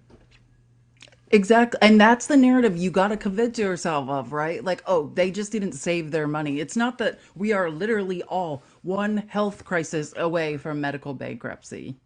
It couldn't be that. Or just like there's several times in my, like, if you don't have the support system, right? If you don't come from a family where you have someone that will let you sleep on the couch, like, there's the difference between homelessness sometimes is just having someone that will let you crash on their couch. It's like whatever narrative Republicans have to convince themselves of to stop seeing humans who don't have anywhere to sleep at night as humans, right? Right, but then it's always the, well, why don't you open up your house? Well, why don't we Oh fix the God. fucking system? How about that? What if we fixed the system so that I didn't have to rely on letting, first of all, whether you are have a house or not, nobody sleeps at my house. Strangers, like even friends, nobody sleeps at my house. We're the Like I don't same. want I don't want you in my house. Just acknowledge that there's a problem with the system and fix the system, and then we don't have to have that discussion. But that's where Republicans are left almost all of the time. Because when you point out the fact that they're not willing to do anything to fix problems, then their only solution is to turn it back around on you and be like, well, how are you personally going to fix this yourself? Like, why don't you pay more in taxes? Why don't you live socialism? Well, because, like, I can't fix it myself. We need to fix the system. I was can't reading crash it. on couches, guesses. So, I was yeah. reading the what above that one. Oh, was the it just what got above? deleted. Okay. Oh, was it Yeah, bad? somebody didn't like what we were saying. Anyway. How do you not like that? How are you upset about? Well, I mean, it's you have to understand economics, right? Like now that we're making housing a commodity, this is going to be what happens, right? Like housing, having a roof over your head should not be an interesting or an industry that's allowed to be commodified by corporations. That's what the issue is. but Jesus wants capitalism, so Yeah, but what? Jesus wants rich white male landowners to Yeah, to get all the privatized profits. That's what Jesus intended, right? That's what Jesus wanted. You need For to. a lot of people be sleeping on the street, so the rich white male landowners could get richer. That's Jesus's message. Yeah, that's what I got out of the New Testament. But you need to go. You're out of time. Oh yeah. Well, I don't know. I don't have to leave. Do you want me to leave? I'll leave if you want me to leave. Oh, I I can just didn't know if stay you know. here. You said you had to leave at 12:30. No, I didn't. What did you say? 12:55. I should probably leave at 12:50. I have a doctor's appointment if anyone wants to know about my medical. I just have a doctor's appointment at Yeah, could you tell us 1:20. exactly what you're going in to see the doctor for? What your concerns might be? What you think some of the outcomes could be? That'd be great. Just your whole Yeah, and then maybe a brief medical history. Hopefully, this is about your Pap smears. uterus. No, it's literally just about in Arizona, which is super annoying because who wants to go see the doctor? Telemed point, like being able to see the doctor online is like ending. So in order for my prescriptions, like I just get like an inhaler and things like that, some things like that. In order to keep getting them, I have to go check in personally with my doctor and say hello to her. Yeah. Oh, Today. is it? I wonder if Gorilla, we go to the same hi. place. Is it by chance in Scottsdale? That's a big place. Are you going to Scottsdale? I'm going to Central Phoenix. Okay. I had to do the same thing, so I didn't know. That'd be great if we had the 16th same Street though. and Northern is where I'll be if you want to meet me Okay. there. Yeah, pass on that. At my I don't go into doctor. Phoenix. I don't go west if I can avoid it. Only east. We just stay out here nestled against the mountains. Only east to New Mexico. The hills have Well, eyes. no, I It's mean like like where the you East live. Valley. Yeah, The I hills just have stay in the eyes. East Valley. I don't want to. I don't You want to do live traffic. very far. I guess Gorilla's here. Republicans. Yeah, Gorilla, do you want to talk to us? They need that copay. Exactly. But I could pay the copay through Telemed. It's super annoying, right? Like I could, that's the thing. Like just charge me for an appointment, right? You guys want to make money off an appointment? Can you just charge me for it? It's an inhaler that I don't use. But know yeah, what's you weird? got to check in every so often. You know Capitalism. what's weird? I had to get for ADHD. They're like, you need to go get an annual physical, or not annual, but like every the screen froze on Felice on the worst possible picture. That was devastating, Felice. Your screen froze at the worst possible Am I picture. still frozen? No, you're good now. But for a second, I looked up. I was like, "Oh Am no!" I frozen right now? No, you're moving. Thanks You're for moving. being mean to me. Listen, I know, I'm sorry. I get it. You gave I'm me very sorry. anxiety. Well, it just looked like you forgive you. like had drank too much. Mostly, it was like the eyes weren't all the I way get it. open. Yeah. But they told me I had to go get an annual physical, and then all of a sudden, the doctor's like, "Yeah, never mind. We'll just do it over the phone." Because you then have I a just wound- normal doctor who's cool Oh, is that what? Okay. and probably committing a crime. Probably. Like a yeah. phone physical? What's a phone physical? That's the thing. Yeah, she just asked me some questions, and then she was like, "When was the last time you checked your blood pressure?" I was like, "I don't know." She's like, "What? Do you remember vaguely what it need was?" that And I was like, doctor. "I think it That's was what I'm fine." looking for. She's like, "Okay, good." That's it. I was like, "Yeah, they told me it was normal." She's like, "Great, terrific." Do you go to just a general practitioner for Adderall or do you see a psychiatrist? Um, I'm moving to Mesa. no, what's it's going not. on out Mine's there? mine's all through an app called Circle Medical. So I see Are you serious? Yeah, I see. Because in Arizona we have strict laws on that too. Like you have to go see a like you have to check in like every 6 weeks. Yeah, is it? so if you for controlled substances or something. Yeah. So I just have like every 2 months I think I just have like a 15-minute call with my. I don't even think I think she lives in like Wisconsin. I don't even think she lives here. It's like a weird, it's a Yeah, weird thing. not- But she has to come down like, so when she comes down once a year for everybody to meet with her, she's like, they like rent a place in Scottsdale, and then she's here for like a month and sees all of her Arizona patients. Then she goes back. But yeah, I think it's every 6 weeks or 2 months that you have to pay to go see a doctor just to keep your prescriptions active in Arizona. It's incredibly expensive in Arizona to have ADHD, and I have one of those like cost sharing insurance programs, so I pay for all of my prescriptions out of pocket. There's no copay. There's no like wow. like there's no number I can hit. So I pay. Yeah, I have to pay for that out of pocket plus my visits out of pocket. It's very, very expensive to have ADHD here, which is awesome. Healthcare is the worst conversation ever. I'm tired of this. Did you see ProPublica has a new article out about Clarence Thomas? Which I haven't I did even. not. Their articles are so in. Well, it's let me just see what I'm talking about here. It's somewhere in this. If you find it first, tell me. What is the? Anyways, I'm just gonna go over this. So this is the only thing I want to say about it. It's called a delicate ProPublica, a delicate matter. Clarence Thomas's private complaints about money sparked fears he would resign. So it kind of what I got. I have not read this whole this article is long, but what it is he started complaining about his salary, how like he wasn't making enough money once he had to start taking care of what was it, his nephew or something. He didn't like that he wasn't making money. Like it's Yeah, almost like yeah, it he was like started a taking bribes. They yeah. like the Republicans didn't want him to resign, right? Like you have a conservative judge in a lifetime appointment and you want to keep him there. Like it almost seems like Clarence Thomas was getting bribed by billionaires because he expressed like hey, maybe I should resign and do something where I can make more money. And in order to like keep him there, they were like bribing him Yeah, they said he had what is this? He had borrowed $267,000 from a for an friend RV. to buy an For an RV. good friend. Good friend there. But yeah, he was making $173,000, which is the equivalent of $300,000 today, and he's like, I'm not making enough money. Clarence Thomas is the most corrupt person ever to be on the Supreme Court, right? Like, is there another example? I don't know. Alito is bad. Alito the leaker Okay, maybe the most is openly awful. corrupt. Well, Like well, he Clarence doesn't even Thomas is hide it. about the money. I actually think Alito is actually like some sort of religious Like a zealot. zealot, yeah. I think Clarence Thomas wants money. Clearly, Clearly.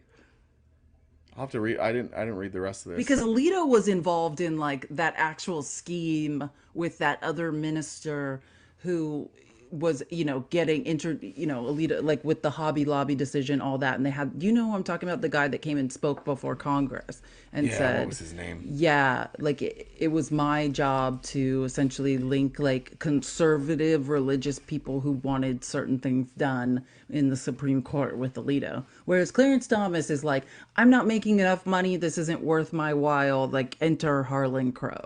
Robert Schneck is who you're thinking of, right? Reverend Yes, Schneck. yes, Yeah. yes. That was a great article. Washington Post. Oh, I Yeah, found it so on anyways, SCOTUS blog. this is just a continuation of, like I've said it a million times, ProPublica will probably get a Pulitzer for this journalism they're doing. It's just all, I mean, it's just continued expose of Clarence Thomas and the Supreme Court justices and their corruption. But yeah, this is just But another installment, essentially, but of in it. the era of Donald Trump, this is like the 30th like most talked about story. That's the crazy thing. Like Republicans have so much corruption, so many crimes, so many awful things happening that you don't even really hear about this. It's like the nerds that hear about this. It's the people who follow politics religiously. This is one of the most important stories that in decades that's ever been published by the media, and yet we don't really hear that much about it because we've got a former president who's out here just like breaking the law and then trying to fix it by instilling fascism in this country, and Republicans just wholesale endorsing that. And so we don't know that we have two Supreme Court justices who are completely bought and paid for. We just don't know. Nobody tells us about it unless you read ProPublica. It's It's absolutely wild. I mean, it really is. And these articles are long, they're in depth. Like, there's a lot of financial reporting and things to really like dig down on. It's going to be interesting to see. I think for me, when we see, which by the way is one of the things I don't think we talked about yesterday, but the date was set, I think, of when the Supreme Court is going to decide whether or not to hear Jack Smith's case or whatever. Or the Court of Appeals, the DC Court of Appeals responded or something yesterday. That's what it is. And so I think that based on whatever happens with the Supreme Court and this Jack Smith thing, and all, not just that, but then they're also hearing something about the interrupting of a congressional proceeding, right? Whether or not that's a legitimate crime in the United States of America, which many people, right, people involved in January Crazy. 6th, yeah, like have been convicted of interrupting a congressional proceeding. If that's essentially not a crime, many people could get off. And so based on these two things that the Supreme Court is going to have to hear, I think that is when we're going to see like what's what. If Yeah, and which it's way Leonard Leo's blowing. You know what I mean? Like whose side Leonard Leo is really on, because this is his Supreme Court. it's wild that we're even discussing that. Like the implications of saying that it's not a crime to interrupt like a government proceeding. What's that going to do for literally every government proceeding from here on out? You can just interrupt I it, know. and if there's police there that are blocking the door, you can just beat the shit out of them. Like, it is insane that there are people who are bringing this to. There's people that are like, we don't want this to be a crime anymore. This should just not be a crime anymore. The stuff Republicans are able to convince themselves should be done, it blows my mind. Like, of course this should be a crime. Of course it is a crime. And they're not even saying it's not a crime. They're saying it should not be a crime. They're not saying that, like, we made up a new crime for them. They're saying, nah, this shouldn't be a crime. So then going forward, right? Trump hasn't been convicted. He's been charged with this. So like this is just another ploy to get him off. But then I guess everyone could appeal their convictions essentially if like the Proud Boys and all of that could appeal their convictions. But it is wild just to think like this is how far they'll take it to get Trump off, to do anything they can to save Trump.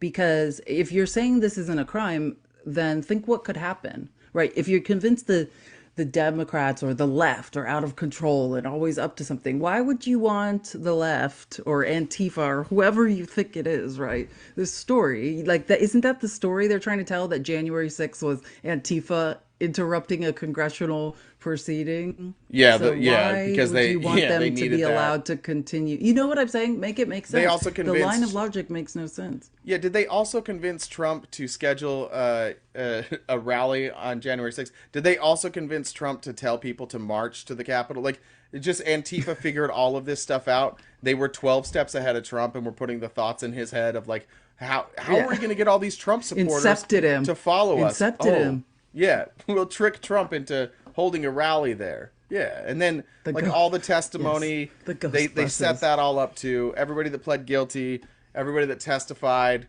against the Proud Boys, everybody that has come out and testified against Trump, against Meadows. This was all just a setup. Like Antifa's capable of literally doing whatever they want, but this is what they decided to do. Apparently, this was like the big thing for them. They used all their power and all their efforts for this to try and overturn an election that got rid of a fascist. The anti-fascist group wanted to stop the electoral counting that got rid of a fascist. Yeah, okay, got it. Perfect. I know. Makes perfect Snow. sense. That was I fun. know. I love it. Right.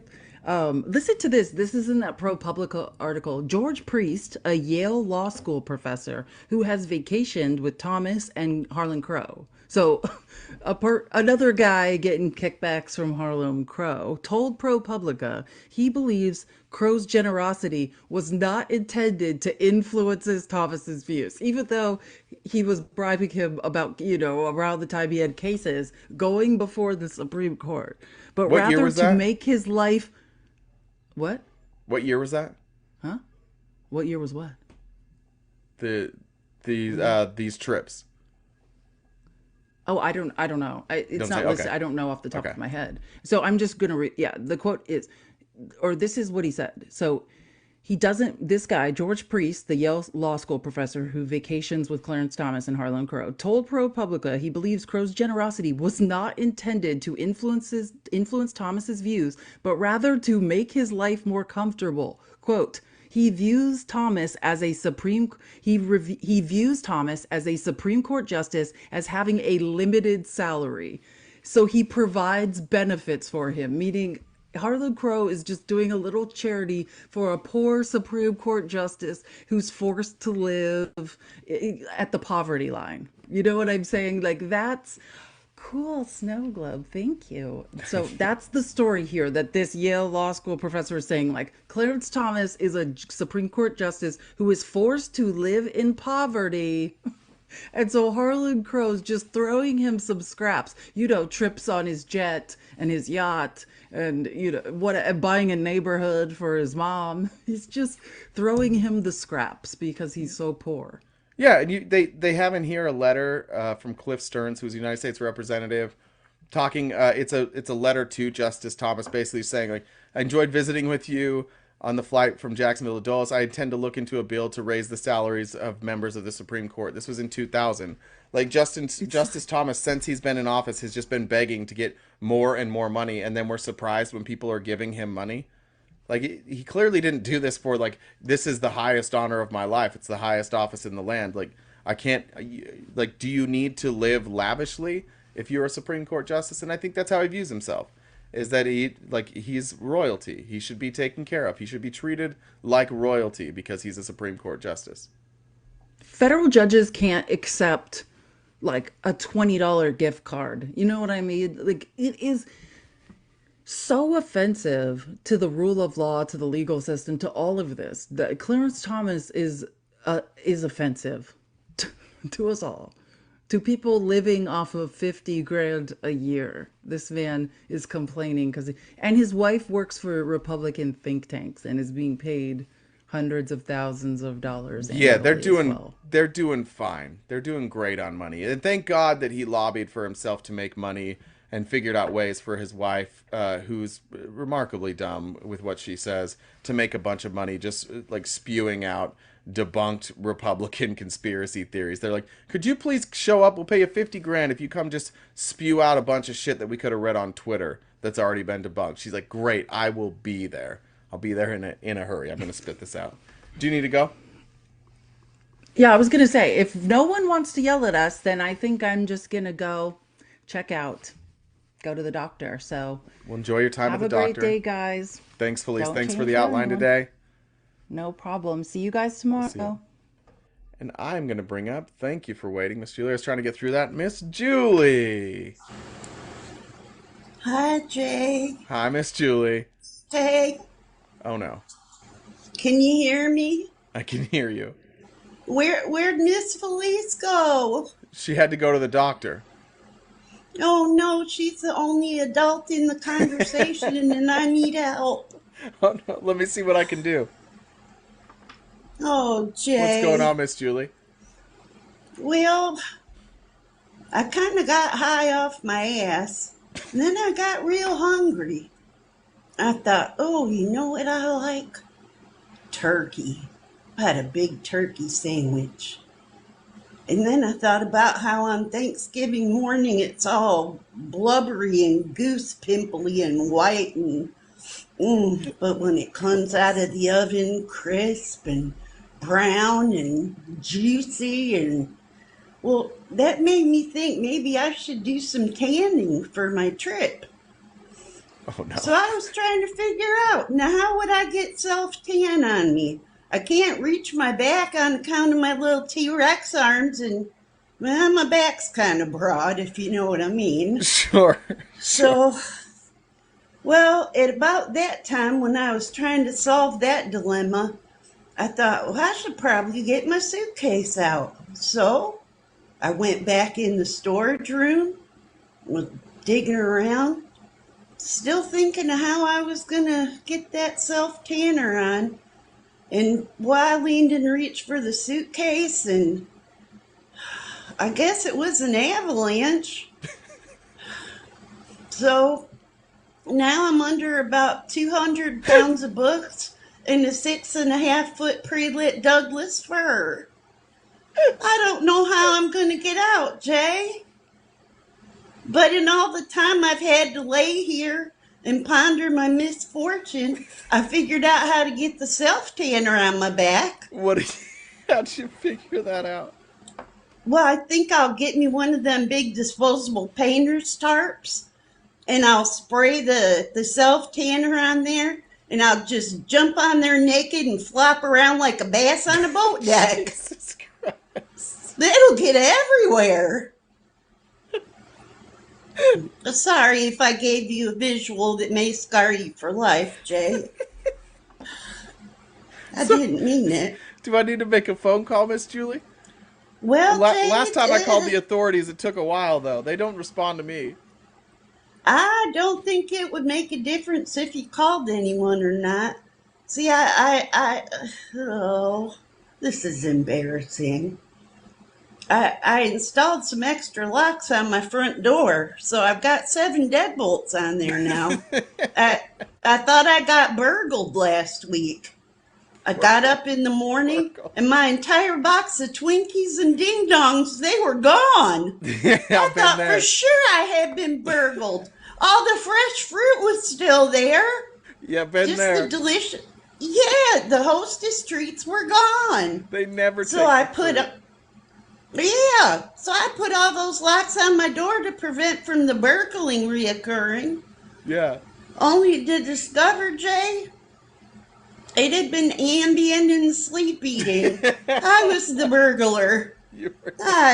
Oh, Jay, it's just not right. It's not right, Miss Julie. It's not right. So, no, don't bother sending help, but I may be here for a while. Now, if I figured out the self-tanner, God only knows what other problems in the world I could fix. So if you think of anything, Jay, you let me know. Yeah, we know where to find you, I guess. I can Well, shoot you know a where to text. find me.